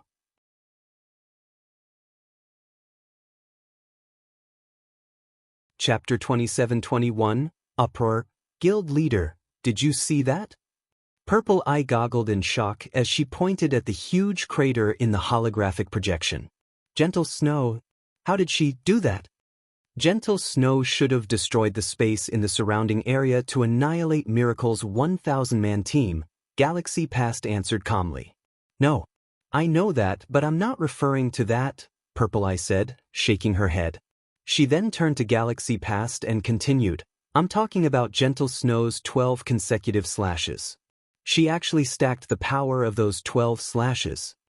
It was challenging to combine the power of multiple sources. The more sources one tried to combine, the greater the difficulty. In fact, the difficulty increased exponentially. Even Apex experts who had reached the domain realm could, at best, combine the power of 6 attacks. Yet now, Gentle Snow had actually combined 12 attacks into one. Moreover, she had accomplished this feat while wielding a greatsword. This was no longer a matter of strength. Such a feat should be impossible for humans. Gentle Snow was a genius of their generation. They had also entered God's domain at the same time. Even if Gentle Snow had made rapid progress, reaching such a level should be possible for her. At this point, she couldn't even be considered human anymore. She was a monster in human skin. Purple, calm down, Galaxy Past advised. You should be aware of Zero Wing's strength. Zero Wing has always been able to accomplish feats other guilds can't. Gentle Snow might have learned a powerful skill that allowed her to perform such an action. Galaxy Past could sympathize with Purple Eye's unreconciled and helpless feelings. After all, this kind of power already exceeded the realm of humans. It was no exaggeration to say that Gentle Snow had become an existence that they would never surpass in their lifetimes. Meanwhile, inside a lounge in Miracle's headquarters in the real world, the lids of 2 virtual gaming cabins opened slowly. We still died. We didn't even have a chance to escape. With this, we'll have to wait even longer before we can start our Tier 4 promotions, Elder Rock grumbled as he sat up in his gaming cabin, a bitter smile forming on his face. We are lucky. If this were the preliminaries, we would have lost 5 levels. Elder Feather frowned as he sat up in his cabin. A hint of awe appearing in his eyes, he continued, Truly, that kind of monster isn't something we can go up against. She actually destroyed the entire space to prevent us from escaping. Even short-duration invulnerability skills are useless against that kind of attack. 1,000 Miles truly screwed us over. His information is absurdly inaccurate, Elder Rock snarled. In hindsight, that little girl is the real monster, not Black Flame. However, it's fortunate we came across her so soon. There is still time to salvage the situation, Elder Feather said, smiling. What do you mean, Old Feather? Elder Rock asked, puzzled. I relayed this information to the guild leader before we got killed. I'm sure the others know about this by now, Elder Feather said. Now that it is revealed that Frost Heaven has a higher domain realm expert in addition to Black Flame, I'm sure you should know what this means. Are you saying the guild leader will relay this information to the other superpowers? Elder Rock couldn't help growing a little excited. That was a higher domain realm expert they were talking about. On Island number 3, there was no way Black Flame could cause an upset by himself. However, it would be a different story if a higher domain realm expert were added to the equation. Zero Wing might actually be able to secure 2 resource nodes and become the 6th-ranked guild on Island number 3. In that case, Frost Heaven's chances of winning the 6th reserve seat would increase significantly. However, once Miracle spread this information, the various superpowers would most likely band together to prevent Frost Heaven from ousting them. Just as Elder Feather assumed, Miracle did not conceal Gentle Snow's information. On the contrary, the guild publicized it throughout the arena. Every participating guild became aware of Gentle Snow's existence. Higher domain realm? Zero Wing actually had such an expert? Could Miracle be lying to us? That's the higher domain realm we are talking about. How can a little girl like Gentle Snow reach it? That shouldn't be the case. According to our members on Island Number 3, Gentle Snow did indeed clash with one of Miracle's 1,000-man teams. Moreover, their fight created quite a commotion. It could be heard even from miles away. After our members inspected the battlefield through magical observation, they found that Miracle's 1,000-man team had indeed been annihilated. Moreover, Gentle Snow had even wiped out Miracle's team with just one move. For a time, the various participating guilds had heated discussions over this matter. Although most of them remained dubious of the claim that Gentle Snow had reached the higher domain realm, they were still afraid of her. The higher domain realm was a secret among the various superpowers. Ordinary players weren't even aware of its existence.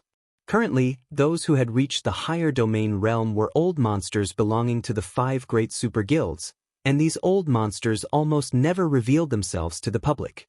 In fact, the public had mostly forgotten about them.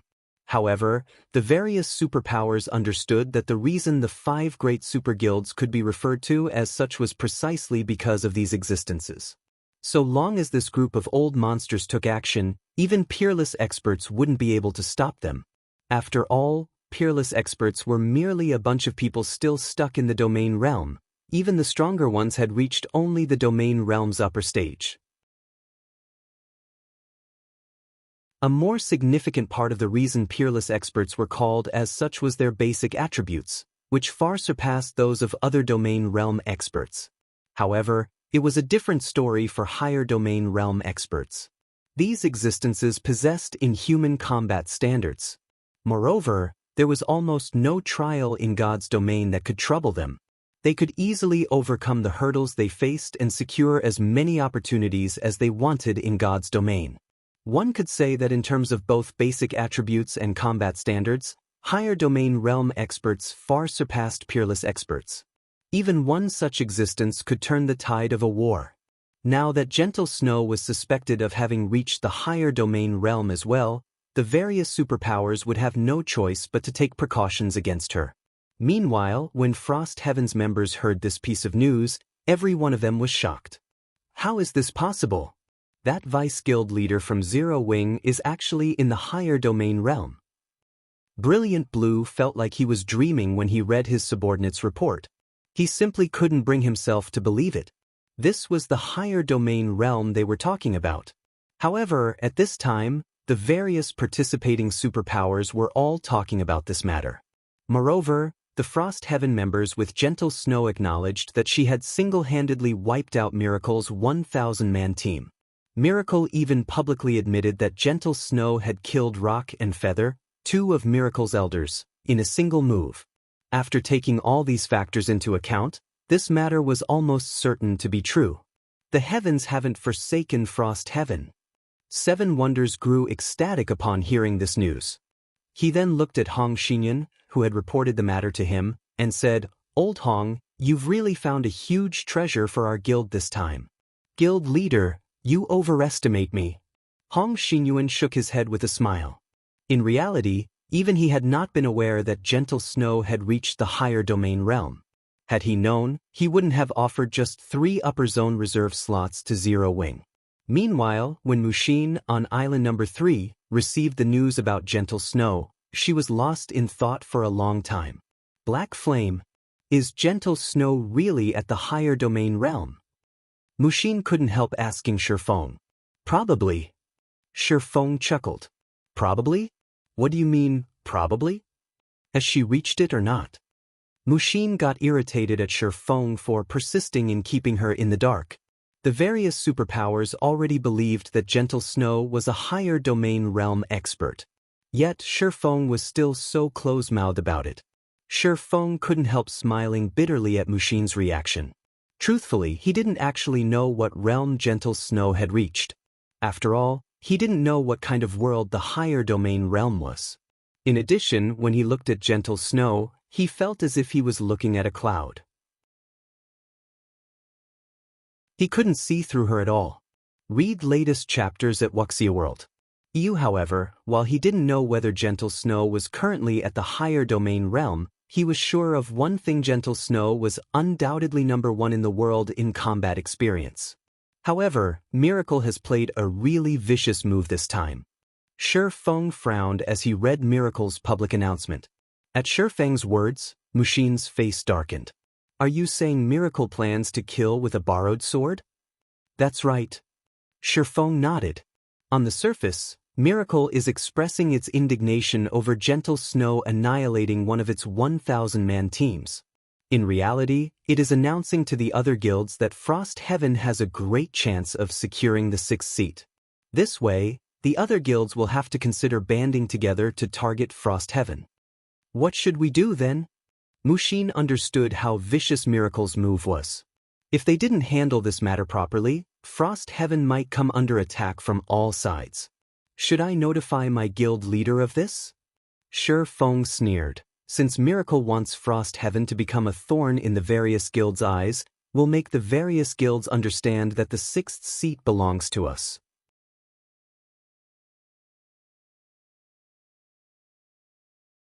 Chapter 27-22. No regrets. Have the various guilds acknowledge us? Mushin revealed a wry smile when she heard Shi Feng's words. But out of the 6 reserve seats available, only 1 is obtainable. How can the other guilds possibly give up on it? There are 6 reserve seats up for grabs, yet the various guilds have given up on 5 of them. Why do you think that's the case? Shi Feng responded with a question of his own. Isn't that obvious? It's because the 5 great super guilds are too strong. There's no way the other guilds can compete with them, Mushin answered, failing to understand why Shi Feng asked such a question. Who the owners of 5 of the 6 reserve seats were was common knowledge for everyone. Otherwise, the various guilds wouldn't be competing so desperately for the 6th seat, with some guilds even risking everything they had. That's right. It is because those 5 super guilds are sufficiently strong, Shi Feng said, nodding. Hence, those guilds don't dare compete with them. Do you mean to make the various guilds deem us too strong to provoke? That's impossible, Mushin said, shaking her head. She felt that Shi Feng was building castles in the air. Frost Heaven doesn't have that kind of strength right now. Indeed. Frost Heaven doesn't have the necessary strength right now, Shi Feng said unceremoniously. That's why we need to go crazy, so crazy that the other guilds become afraid of us. Only by doing so do we stand a chance of victory. They couldn't afford to act defensively. And even if they did, they wouldn't be able to protect anything in a situation where every other guild, aside from the 5 great super guilds, were Frost Heaven's enemies. Even Shi Feng couldn't turn the tide of battle. After all, this was a competition for resource nodes, not a contest of strength. Even if he occupied every resource node on an island, there were still 17 other islands. Frost Heaven would still lose. Not to mention, occupying an entire island would be a challenge even for him. The size of island number 3 was like a level 100 neutral map. If the various guilds' players hid from him, he would have great difficulty locating them, regardless of his mana domain. Moreover, every participating player was a Tier 3 expert. When not subjected to any debuffs, they could run very fast. In addition, he would have to occupy the many resource nodes on the island while also ensuring their safety. How do we do that? Even if we go crazy, we still need a target. Mushin understood what Shi Feng was saying. However, she found it truly hard to imagine how they could make the various guilds fear them and actively give up on competing with them. Of course, we have one. Smiling, Shi Feng added, and it's even ready-made. Are you talking about Miracle? Shaking her head, Mushin argued, although Miracle has used a trick to deal with us, even if we annihilate Miracle, I'm afraid the other guilds still won't rest. No, not Miracle. How can Miracle possibly be qualified for such a role? Shi Feng smiled while shaking his head. Didn't you already mention which guilds the other guilds don't dare to offend? Mushin gasped involuntarily when she heard Shi Feng's words. Are you saying, that's right, the 5 great super guilds? Shi Feng nodded. Of course, we won't have to target all 5 of them. Going for mythology should be more than enough. In his previous life, Miracle had relied on mythology to secure one of the reserve seats during the first official competition. Since he was already going against Miracle in this life, it was only a matter of time before he had to deal with mythology. In that case, he might as well strike first to gain an advantage. Isn't this a little too crazy? That's one of the 5 great super guilds we are talking about. Mushin couldn't help feeling a little afraid at the mention of making an enemy out of one of the 5 great super guilds. The 5 great super guilds were like the sun in the virtual gaming industry. While most guilds might declare their intent to surpass the 5 great super guilds, it was another thing altogether to actually fight one. For the various superpowers, the stronger they grew, the more fearful of the 5 great super guilds they became.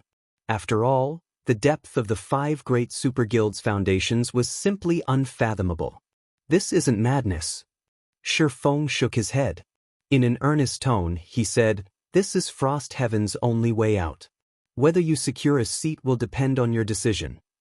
Afterward, Shifeng stopped trying to convince Mushin and had her relay this proposal to 7 Wonders.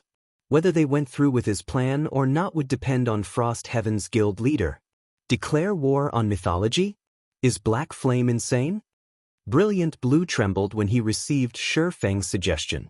Immediately he contacted 7 Wonders and protested, "Guild leader, that's one of the 5 great super guilds we are talking about. Even 3 Frost Heavens wouldn't be a match for it." "I understand." 7 Wonders also wore a gloomy face. Helplessly he said, "However, we only have 2 options if we wish to secure a reserve seat. One is to fight the numerous participating guilds, and the other is to fight mythology. There are no other options." Miracle's ploy was simply too vicious. If Frost Heaven went up against the various superpowers, it wouldn't stand a chance whatsoever. After all, in this scenario, Frost Heaven would lose the initiative to attack other guilds, constrained to defending its territories. However, how could it possibly defend against so many guilds with its limited numbers? Frost Heaven's only other option was to attack mythology. If Frost Heaven succeeded in causing mythology to suffer even a minor setback, it would still be of great help to Frost Heaven in securing the 6th reserve seat. Meanwhile, after 7 Wonders finished speaking, Brilliant Blue also sank into deep thought. "We have only one choice now." Looking at Brilliant Blue's face on his screen, 7 Wonders asked, "Do we fight or not?" "Guild leader, even if I wish to fight, how do we go about it? That's mythology we are talking about." "We stand no chance whatsoever," Brilliant Blue said with a bitter smile.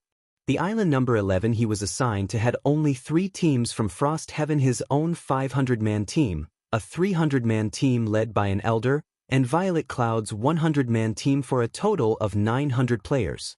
On the other hand, mythology had a total of 2,600 members on island number 11. Moreover, the person leading this force was the divine spear demon Rex, the commander of mythology's trump card legion and a legendary figure even in mythology. "Do you think the other islands have a chance of winning?" 7 Wonders rolled his eyes at Brilliant Blue. Mythology's members were distributed very evenly.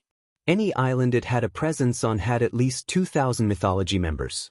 And of the 7 islands Frost Heaven's teams were assigned to, only island number 17 did not have mythology's presence. However, you don't need to hurry. Group up with Zero Wings members first before taking action, 7 Wonders said. "I understand. Even if I have to put my life on the line, I will make mythology suffer." Brilliant Blue did not oppose 7 Wonders' decision. This upcoming battle would decide whether Frost Heaven would rise or fall. Afterward, 7 Wonders relayed his command to the Frost Heaven members on the other islands. In 2 hours, they would launch a simultaneous assault on mythology's resource nodes on Frost Heaven's 6 islands. As Frost Heaven's members waited quietly for their fateful moment, fierce battles occurred one after another on the various islands. The savage clash between superpowers thoroughly dumbfounded the spectating major powers. They never thought that the foundations of these superpowers would be so astonishing. If not for this competition, none of them would even suspect that the various superpowers' younger generation had already developed to such a frightening extent. Not only had many of these younger generation talents reached the Void Realm already, but some had even reached the Domain Realm. Given enough time, these Domain Realm youths would definitely become leading lights in God's domain. Shortly after the first bout of battles, the various resource nodes also fell under the ownership of players. To no one's surprise, the 5 great super guilds held an overwhelming advantage over the other participating superpowers. Close at their heels were Miracle and Sacred Temple. Both Miracle and Sacred Temple had managed to rank 6th on 5 of the islands they were assigned to. If this situation persisted, there was no doubt that the 6th reserve seat's owner would emerge from one of them. However, as everyone was guessing which of these 2 guilds would secure the 6th seat, some spectating players and participating guilds noticed a peculiarity. What's going on with Frost Heaven? They're not even trying to compete for resource nodes. I know, right? Aside from ranking 5th on island number 17, they haven't taken any action on the 6 other islands. They're not giving up, are they? Have they gotten scared? Many of the participating guilds laughed at Frost Heaven's performance. Initially, Frost Heaven should have had a high chance of winning because of the dark horse known as Zero Wing. However, it was also because of Zero Wing's existence that Frost Heaven did not dare compete with the various superpowers lest it be ganged upon. Vice Guild Leader, do you think Frost Heaven will give up just like that? When White Feather read the summary on the battle situation, she couldn't help growing curious about Frost Heaven's behavior. It's not impossible. Miracle's ploy is truly vicious. So long as Frost Heaven dares make a move, every other guild will target it. Smiling faintly, Cold Shadow said, "What a pity. If Frost Heaven hadn't invited Zero Wing, it might have had a chance to fight for the 6th seat. Now it has no chance at all." Read latest chapters at Wuxia World. EU at this moment, Cold Shadow wasn't the only person who thought that Frost Heaven had given up. The various participating superpowers believed the same and deemed it a wise decision. After all, if Frost Heaven chose to fight, it would only end up getting annihilated. Conserving its strength to fight next year was undoubtedly the better choice. While the various guilds were watching their guild points rise, Frost Heaven's members were sneaking up to Mythology's resource nodes, their hearts pounding with anxiety and excitement. After glancing at the distant advanced resource node that Mythology guarded tightly, Shifeng checked the time. "It's time. Move out."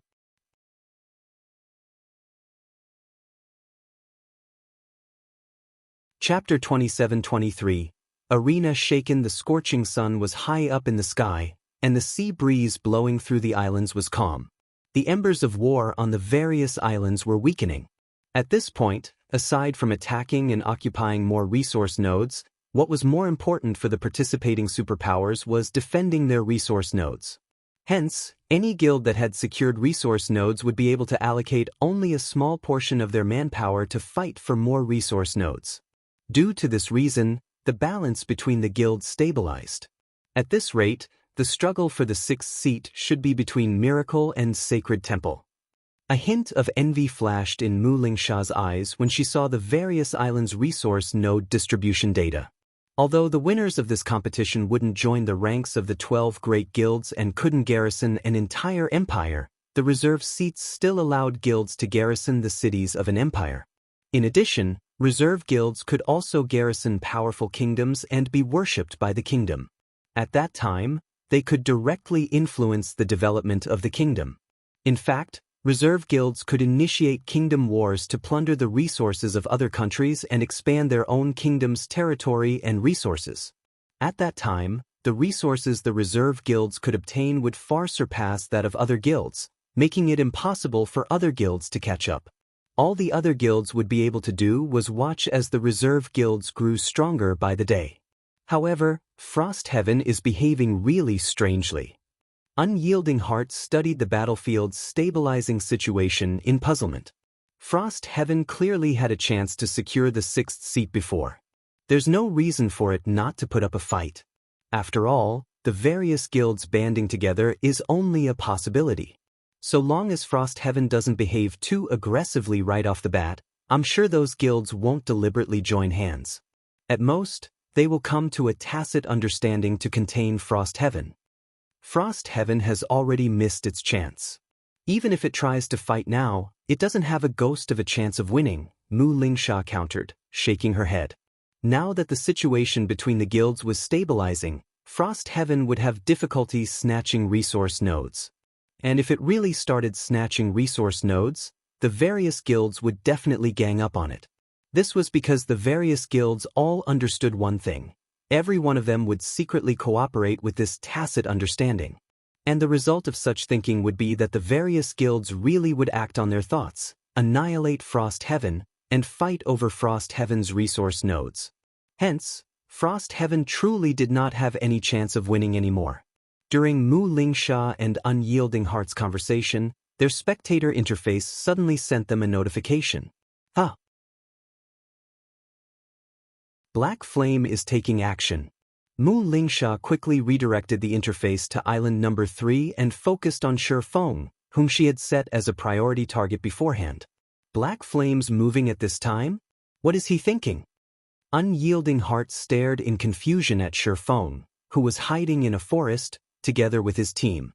It was pointless for Zero Wing to appear and compete for resource nodes at this point.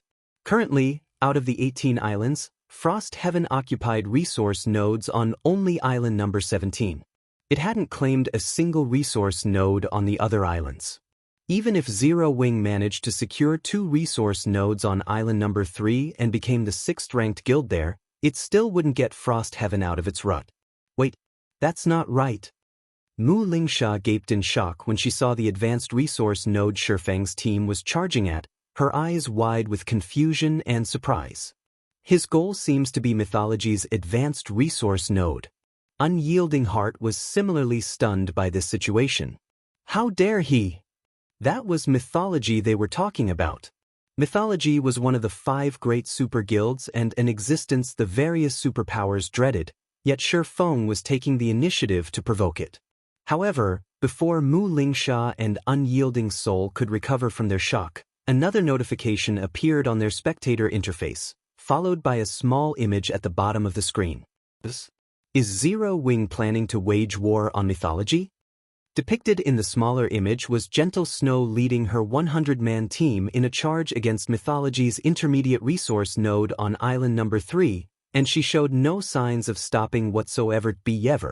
The Unyielding Soul members in the VIP room gasped at this abrupt change. How dare they? This action challenged Mythology's authority. Moreover, regardless of whether Zero Wing succeeded or not, Mythology definitely wouldn't let Zero Wing off the hook. Not to mention, Zero Wing had nothing to gain whatsoever from doing so. At this time, besides Unyielding Soul's members, the powers paying attention to Shifeng and Gentle Snow were similarly dumbfounded by the two's actions. They never thought that Zero Wing would be so crazy as to challenge one of the 5 great super guilds directly. Wait, it's not just Black Flame and Gentle Snow. Zero Wing's other teams are also making a move against Mythology's resource nodes. That's not all. Frost Heaven's teams are doing the same. The news of Zero Wing's and Frost Heaven's teams attacking Mythology's resource nodes caused an instant sensation among the various major powers in the VIP viewing rooms. Everyone was shocked by the 2 guilds' actions. That's Mythology we are talking about. How dare they? Frost Heaven and Zero Wing have truly lost their minds this time.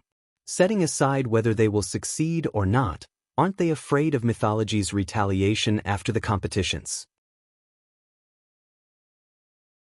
Are they really not afraid that Mythology will exterminate them? The various major powers felt puzzled by Zero Wing's and Frost Heaven's actions. They simply couldn't figure out what the 2 guilds were thinking. The 5 great super guilds' position in the virtual gaming industry was as stable as a mountain because no superpower dared to offend them. Any superpower that dared to do so would get eliminated from the industry without exception. Now that Zero Wing and Frost Heaven were openly provoking Mythology in front of everyone in the world, Mythology definitely wouldn't spare them in order to maintain its authority. Has Seven Wonders lost his mind? Cold Shadow was incensed when she read the report that Mythology's resource nodes had come under attack on 6 islands. They actually dare provoke us? Do they not know what death is? She never thought that Zero Wing and Frost Heaven would pull such an astonishing move after remaining silent for so long. Moreover, they had even chosen to challenge one of the 5 great super guilds directly. This would definitely turn mythology into a laughing stock. Interesting. This is truly interesting. I wonder if that old drunken ghost is jumping in rage right about now? When a mighty, middle-aged man with brown hair on island number 2 received news of Zero Wings and Frost Heaven's actions, he burst into laughter. Read latest chapters at Wuxia World. This middle-aged man was none other than the guild leader of Netherworld Empire, one of the 5 great super guilds. Guild leader, it is still too early to be happy. How can mythology's resource nodes be so easy to capture? Zero Wing and Frost Heaven are just looking to humiliate themselves, a tall man clad in dark gray armor said disdainfully. Zero Wing could be said to be a guild that had relied entirely on external aid to reach its current position. Although Black Flame and Gentle Snow indeed possessed noteworthy combat standards, they were still negligible existences in front of the 5 great super guilds.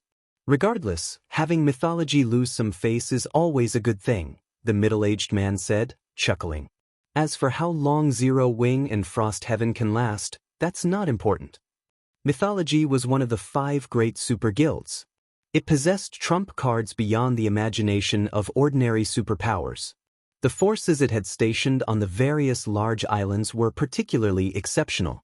Even working together, Black Flame and Gentle Snow would most likely have a tough time threatening any of mythology's resource nodes. Not to mention, both of them were taking independent action. As the various powers were feeling surprised and shocked by Zero Wings and Frost Heaven's actions, Shifeng's 100-man team had arrived before mythology's advanced resource node.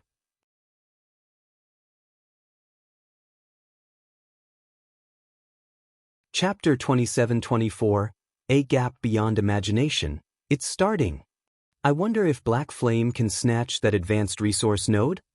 As I see it, with his mana domain, Black Flame should fear group battles the least. However, mythology's side isn't filled with pushovers either. The one leading the defense of that advanced resource node is the Silver Ghost, Prosciutto. The legion under him is amazing. I heard they killed a level 110 superior mythic-ranked world boss some time ago. The feat sent waves across the entire Western continent. Crap, they're that strong? In that case, Black Flame is really in danger. I heard that superior mythics all possess mana domains. Combined with their frightening basic attributes, it shouldn't be possible for players to defeat them. Everyone in the arena paid close attention to Shifeng's 100-man team. It was no exaggeration to say that nobody present wished to miss out on this earth-shattering battle.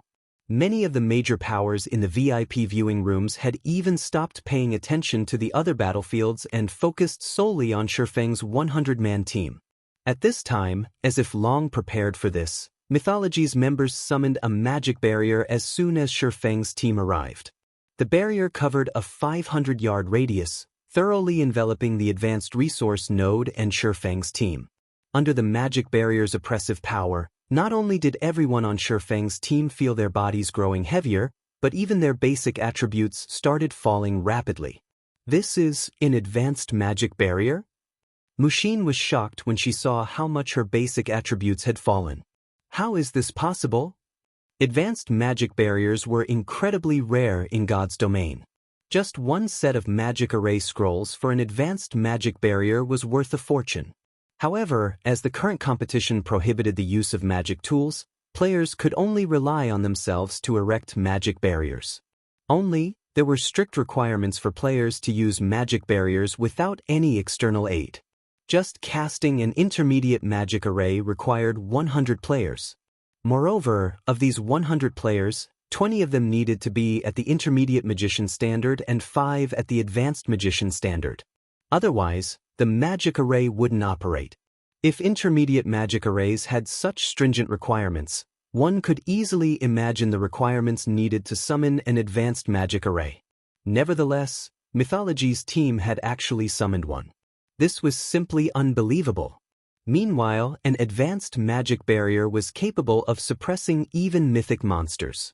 Needless to say, it would have a tremendous effect on Tier 3 players. At this time, Frost Heaven's members all wore pale expressions on their faces. They weren't even peak experts in the guild, to begin with. Compared to the various superpowers teams, their basic attributes could only be considered average. Now that the magic barrier had reduced their basic attributes by 30%, how were they supposed to fight? So, this is mythology's foundation? Amazing! With this, even if Black Flame summons his mana domain, he will still have difficulty resisting the magic array's suppression. The audience gasped when they saw mythology's advanced magic barrier. On a battlefield that prohibited the use of magic tools, having the ability to summon advanced magic barriers would basically make one invincible. Of course, a magic barrier summoned entirely through the effort of players wasn't unbeatable. The greatest flaw of such a magic barrier was the immense burden on the caster's mana. If the players supporting the barrier did not replenish their mana, they wouldn't last more than 10 minutes. However, on this battlefield, 10 minutes were more than enough to decide the outcome. While everyone was marveling at mythology's capabilities, 100 players walked out of the advanced resource node. The person in the lead was a silver-haired young man with an amiable expression on his face. However, everyone present was aware that this friendly youth was also known as the Silver Ghost, one of the leaders of mythology's younger generation. Guild leader Black Flame, we meet again, Prosciutto greeted Feng in an indescribably calm voice. He showed no eagerness for a showdown at all. Instead, he behaved as if he was chatting about family affairs. At Prosciutto's words, Mushin looked at Feng in surprise. Prosciutto was a big celebrity in God's domain. He had risen to the position of vice commander in mythology's trump card legion at a young age and was the designated successor of the legion's monstrous commander. You know him? Mitchum. We've met once on the Western continent. Feng nodded in response to Mushin's curiosity and surprise. There was no point in hiding the matter. After all, he had caused quite a huge scene in the Starlight Fortress, and most of the Western continent's superpowers probably knew about his clash with mythology already. You really are heartless with your words, Guild leader Black Flame, Prosciutto sighed. The fight in the Starlight Fortress is the only humiliation I've suffered ever since entering mythology. My memory of that fight is still fresh, yet you don't take it seriously at all. Humiliation. Smiling, Feng said, that's hyperbole, right? Your Eminence only failed to have your way. No. It is already a humiliation for me, Prosciutto disagreed, shaking his head. Earnestly, he continued, previously I stated that we would meet again. Only, our reunion happened much sooner than I expected. Although I still don't think the time is right, allow me to repay some of the humiliation I suffered before. As soon as Prosciutto finished speaking, the 100 Tier 3 experts behind him promptly released their auras. It immediately felt as if a demon god had descended onto the battlefield. Of the group of 100, over 30 peak experts exuded auras rivaling that of mythic monsters. The Frost Heaven members nearly collapsed to the ground under this pressure. This is in advanced combat array. Over 30 peak experts with strength rivaling mythic monsters? No. This must be an illusion. How can there be such a large gap between our guilds? At this time, the Frost Heaven members on Feng's team weren't the only ones suffering a mental breakdown.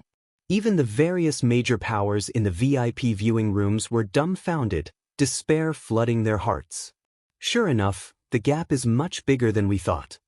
Unyielding Heart smiled bitterly as he looked at mythology's 100-man team. This was the 5 great super guilds' strength. The world had always regarded the various superpowers' existence as second only to the 5 great super guilds.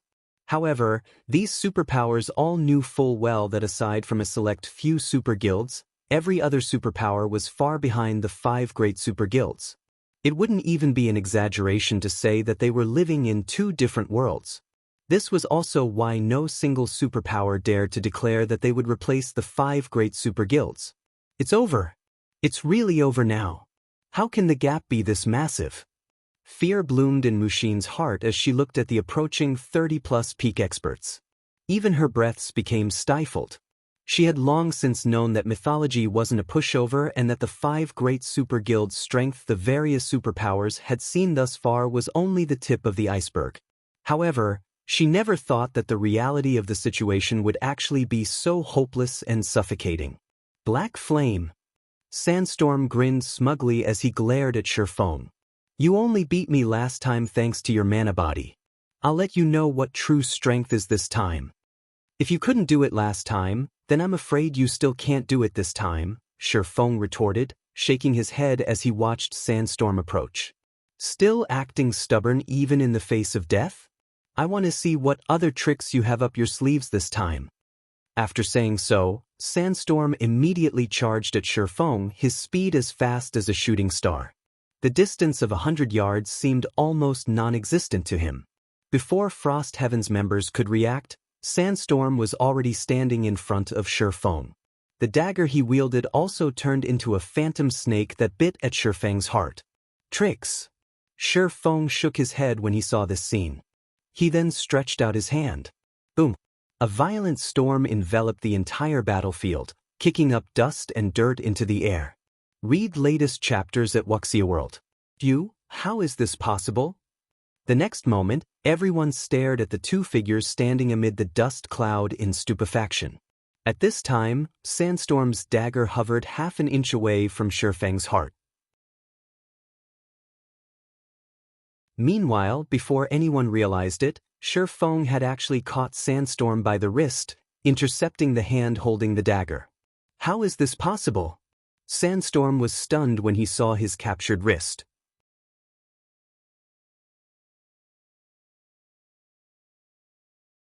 Chapter 27-25, Warm-up over?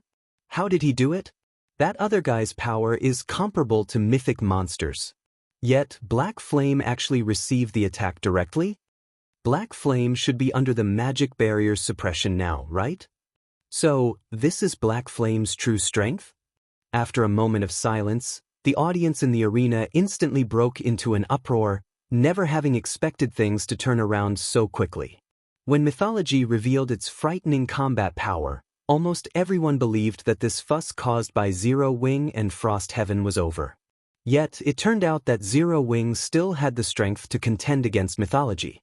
How could anyone not entertain expectations in this situation? After all, far too few people in God's domain dared challenge the 5 great super guilds. Regardless of the outcome, after this challenge to mythology in this competition, Black Flame's name would become known to everyone in God's domain. However, unlike the spectating players, the mythology members at the Advanced Resource Node showed no signs of surprise. This was especially true for the 100 players forming the battle array. Sandstorm is too reckless. The Vice Commander previously warned him that Black Flame isn't a simple opponent, yet he actually charged into battle all by himself without a word. Foolish. He is truly foolish. He actually ignored the Vice Commander's words. He's going to turn us into a laughing stock for the other superpowers. The 30-plus Void Realm experts from mythology did not feel a shred of pity for Sandstorm, only anger that he had allowed himself to get caught. Their Vice Commander Prosciutto had gone to great lengths to create a scenario presenting mythology as an existence that should never be provoked. Now, Sandstorm had single-handedly ruined this scenario. Sandstorm, come back. Stop shaming yourself in front of guild leader Black Flame, Prosciutto said, sighing as he looked at Sandstorm and his dumbfounded expression. At Prosciutto's words, Sandstorm snapped out of his daze, and his expression turned unprecedentedly grim and fearful. His hands even started trembling slightly. I can't disappoint the Vice Commander. You must die. Only if you die can I wash away my shame. Sandstorm turned to Shifeng, a hint of fear and madness in his eyes as he looked at Shifeng. However, the fear he felt wasn't because of Shifeng but Prosciutto. Immediately, Shifeng felt the power resisting his hand strengthening. Before Shifeng could react, Sandstorm disappeared from where he stood and reappeared in midair with crimson runes covering his body. In addition, Sandstorm's body also underwent several physical changes. Not only did his body enlarge, but 2 black horns also grew out from his forehead. He also gained a pair of pitch-black, feathered wings and a scaly tail. The frightening aura he now exuded had Frost Heaven's Tier 3 experts shuddering involuntarily. What did he do? Doesn't the competition venue prevent the use of berserk skills? A hint of fear appeared in Mushin's eyes as she gazed at Sandstorm hovering in midair. Compared to his previous self, the current Sandstorm was like a completely different person. Not only did his aura intensify, but even his life rating had received a significant improvement. No, it's not a berserk skill. He's just reverting to his original form, Shifeng said, shaking his head. Even he was a little surprised when he saw Sandstorm's transformation. Mythology truly is amazing. To think they actually managed to get their hands on the demi-dragon bloodline. Someone among them even managed to endure the bloodline's violent power. In God's domain, aside from bloodlines that increased a player's life rating, there were special bloodlines that functioned differently. One such example was the violent demi-dragon bloodline, which could raise a player's life rating to the archaic species standard, granting players a much greater improvement than ordinary bloodlines. However, this bloodline had a drawback. Due to the demi-dragon bloodline's overly violent power, players paid a heavy price to use whenever a player activated their demi-dragon bloodline. They would be subjected to unimaginable pain beyond the tolerance of ordinary humans. Hence, very few people were willing to accept such bloodlines. Shifeng never thought that Sandstorm would manage to not only assimilate the demi-dragon bloodline but also endure its violent power. You must be crazy. Mushin was exasperated to see Shifeng marveling at Sandstorm's strength. The strength of his aura has more than doubled. I even suspect he has already reached the Tier 4 standard in terms of the strength attribute. Yet, you still have the time to admire his strength? That's right. In terms of physique and basic attributes, he is indeed on par with bona fide Tier 4 classes. Shifeng nodded in affirmation. Mushin couldn't help goggling at Shifeng's composure. She simply couldn't understand what was going through his mind. It was as if he had forgotten who had driven Sandstorm to such an extent. Lena, you guys go help him as well. Prosciutto ordered calmly to the blonde, female shield warrior beside him. At this command, the mythology members standing around Prosciutto turned to him in surprise. The blonde girl named Lena was Prosciutto's right-hand man. She was a bona fide domain realm expert, and her strength ranked within the top 3 in this team of theirs. Now, Prosciutto was actually having her join the fight as well. Yes, sir. Lena made a respectful bow before joining Sandstorm together with 5 other players behind her. What's going on? What is Prosciutto thinking? Does he think Sandstorm isn't enough to deal with Black Flame? That's not possible, right? That Sandstorm can be considered a Tier 4 monster already. Maybe the others were told to deal with Frost Heaven's members. At this time, everyone in the audience was eyeing Lena's group curiously. Because of the battle array's buff, the 6 all possess strength and defense close to matching mythic monsters. Any of them could easily annihilate a superpower's 1,000-man team. Having 6 of them move together was simply overkill. Isn't Prosciutto overestimating us? Mushin felt like crying when she saw Lena's group joining the fight. While the fact that Prosciutto had dispatched such a force to deal with them meant that he thought highly of them, she couldn't bring herself to appreciate the gesture. After all, they would have to deal with 4 peak experts with basic attributes close to matching mythic monsters. However, before Mushin and the other Frost Heaven members could prepare themselves, the aura of Lena's group suddenly changed. In the blink of an eye, 6 more demi-dragons appeared hovering in the air. What is Prosciutto trying to do? Crap. 7 bona fide mythic combatants. I must be dreaming. This is the real power of the 5 great super guilds? The various spectating powers and players gasped involuntarily when they saw the 7 demi-dragons in the air. Bastards. Mythology is really a group of bastards. Mythology's 1,000-man team possessed not only over 30 near-mythic combatants but even 7 bona fide mythic combatants. This situation was simply mind-blowing. While the audience was feeling fearful over the absolute power Mythology displayed, Lena flew toward Shifeng and stopped near him.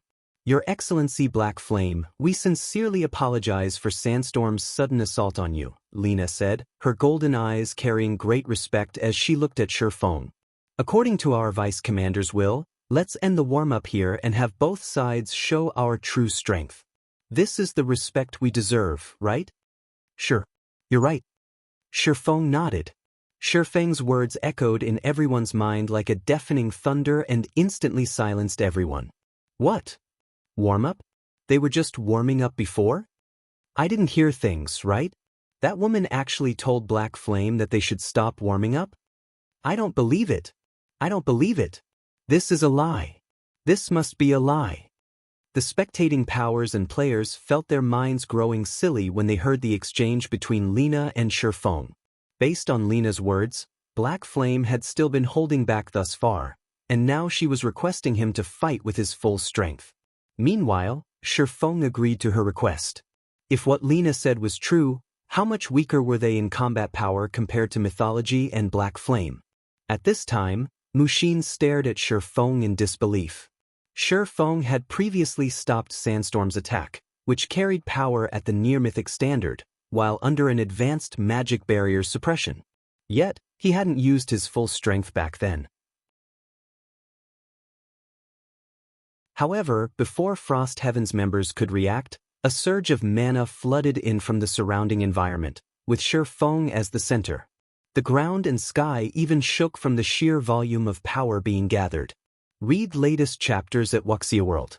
The magic barrier enveloping Frost Heaven's members also began cracking. Less than a second later, boom, the advanced magic barrier shattered, transforming into countless particles of light and disappearing simultaneously. A mana domain enveloped the entire advanced resource node, causing everyone present to feel an unprecedented fear and oppression. A domain? Is this really a mana domain?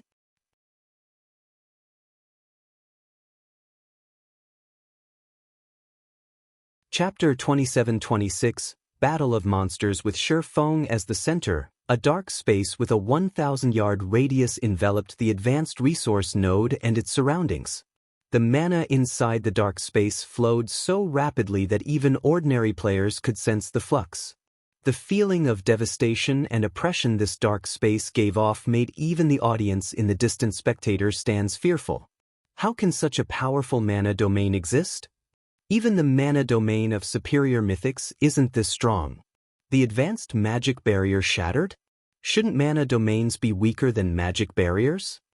Many of the major powers spectating from the VIP viewing rooms had knowledge of mana domains. Some of them had even experienced one before.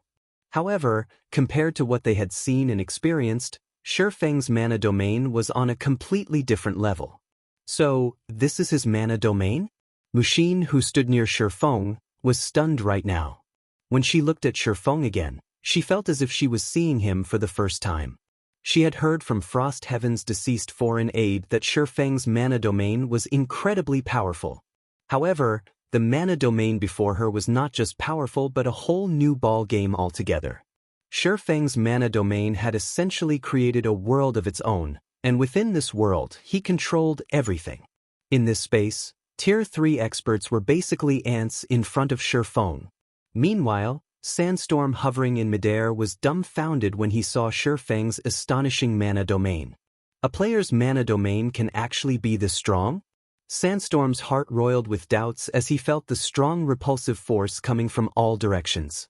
Shifeng's mana domain was much stronger than that of superior mythics. Even after transforming into his demi-dragon form and gaining a Tier 4 physique and basic attributes, Sandstorm still suffered a significant restriction in his movements. By his estimates, he had lost around 20% of his basic attributes. His reaction speed and movement speed had also fallen by 30%. Now, his overall combat power was barely at the Tier 4 standard. Let's get started then. After glancing at Lena and the other demi-dragons, Shifeng unsheathed the abyssal blade and vanished. Where did he go? Shifeng's sudden disappearance confused Frost Heaven's members. He disappeared? At this moment, let alone Frost Heaven's members, even the audience in the spectator stands were stunned. A living human had actually disappeared from their godlike perspective. However, before anyone could react, an explosion suddenly sounded in midair. Boom! The next moment, a black shadow crashed into the ground, the impact creating cracks that extended over 20 yards.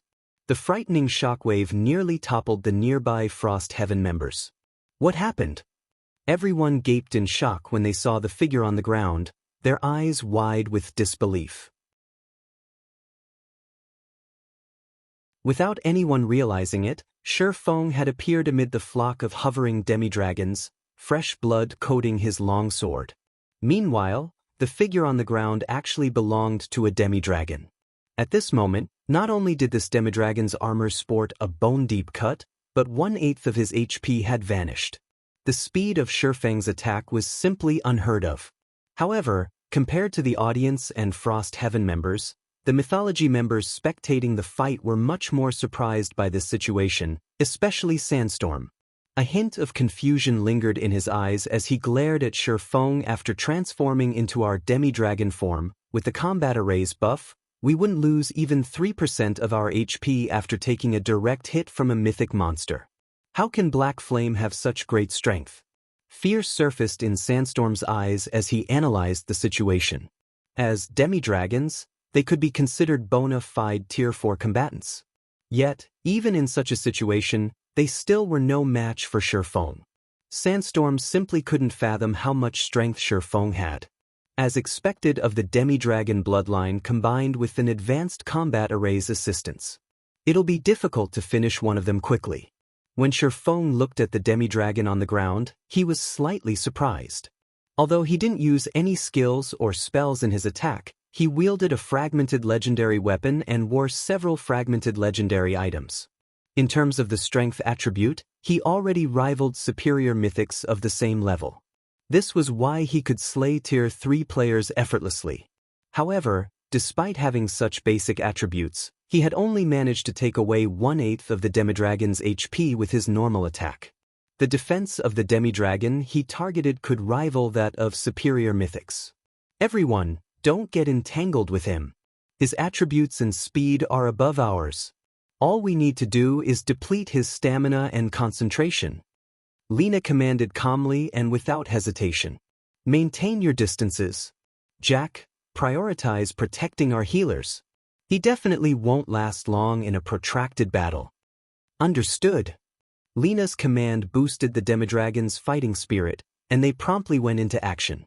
With Lina taking the lead, 5 demi-dragons surrounded and attacked Shi Feng. In addition, 1 demi-dragon oracle stood at the rear, casting defensive spells and buff spells one after another, boosting the other demi-dragon's attributes. No longer having to worry about taking damage, the 5 demi-dragons in the vanguard fought Shi Feng desperately, intending to trade blow for blow. Moreover, the 5 of them had excellent coordination, moving as one. For a time, explosions continually shook the earth and sky. Countless afterimages also danced across the sky. The Tier 3 experts in the spectator stands were stupefied. They couldn't tell what was going on at all. They couldn't even tell which afterimage belonged to whom. They only saw some of the brief clashes at best. Of the spectators watching the fight, only those in the VIP viewing rooms could get a clear picture, thanks to the spectator interface's slow-motion mode. The 5 Vanguard demi-dragons perfectly merged their skills, spells, and combat techniques. They also had perfect coordination with one another. When one of them exposed a chink in their defense from clashing with Shi Feng, the others would immediately attack, preventing him from landing a fatal blow. As the clash continued, the expressions of Mushin and the other Frost Heaven members also grew darker. Although the two sides seemed evenly matched, Shi Feng had to deal with the 7 demi-dragons' back-and-forth offensive all by himself. He had no time to rest at all. His stamina and concentration consumption were far greater than mythology's 7 demi-dragons. At this rate, Shi Feng would run out of stamina and concentration before Lina and the others did. Black Flame, you will lose for sure this time. While we aren't a match for you by ourselves, how long can you possibly last against our joint assault? Sandstorm grew increasingly excited as the fight went on. Although he had suffered plenty of attacks from Shifeng and lost a lot of HP, he continuously received healing from the rear-line healers. Hence, he quickly recovered the HP he lost. Black Flame, you can't blame us for bullying you with numbers.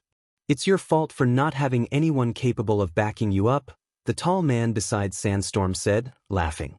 At these words, Frost Heaven's members lowered their heads in shame. Against such strength, Tier 3 experts like themselves were nothing but jokes. They wouldn't even qualify to be distractions. After all, they couldn't keep up with these people's speeds. It seems this is Zero Wing's limit. However, it's already plenty amazing that Black Flame managed to last this long. It's a pity there aren't any capable combatants among Frost Heaven's members. Otherwise, they could have put up a fight against mythology. Many of the spectating major powers couldn't help pitying Shifeng. He clearly possessed inhuman strength that even mythology had to be wary of. Unfortunately, the gap between the 5 great super guilds and the other superpowers was simply too massive. Even if all of Frost Heaven's participants were there right now, they still wouldn't be able to threaten Lena's group of 7. However, this is a valiant defeat for Black Flame. He can actually hold his ground against 7 Tier 4 monsters simultaneously. He deserves his title of Sword King. Sword King? As I see it, he's strong enough to rank within the top 6 of the God's Domain experts list. Only the 5 great super guilds' old monsters can fight him. Many of the Tier 3 experts spectating the fight admired Shifeng. Those that previously held doubts about his title of Sword King also stopped doubting him. The seconds and minutes flew by. While everyone was feeling unreconciled for Shifeng, the man himself suddenly leaped backward, distancing himself from the 5 Vanguard demi-dragons. Don't even think of escaping us. We have wings. We are by no means slower than you when it comes to flying.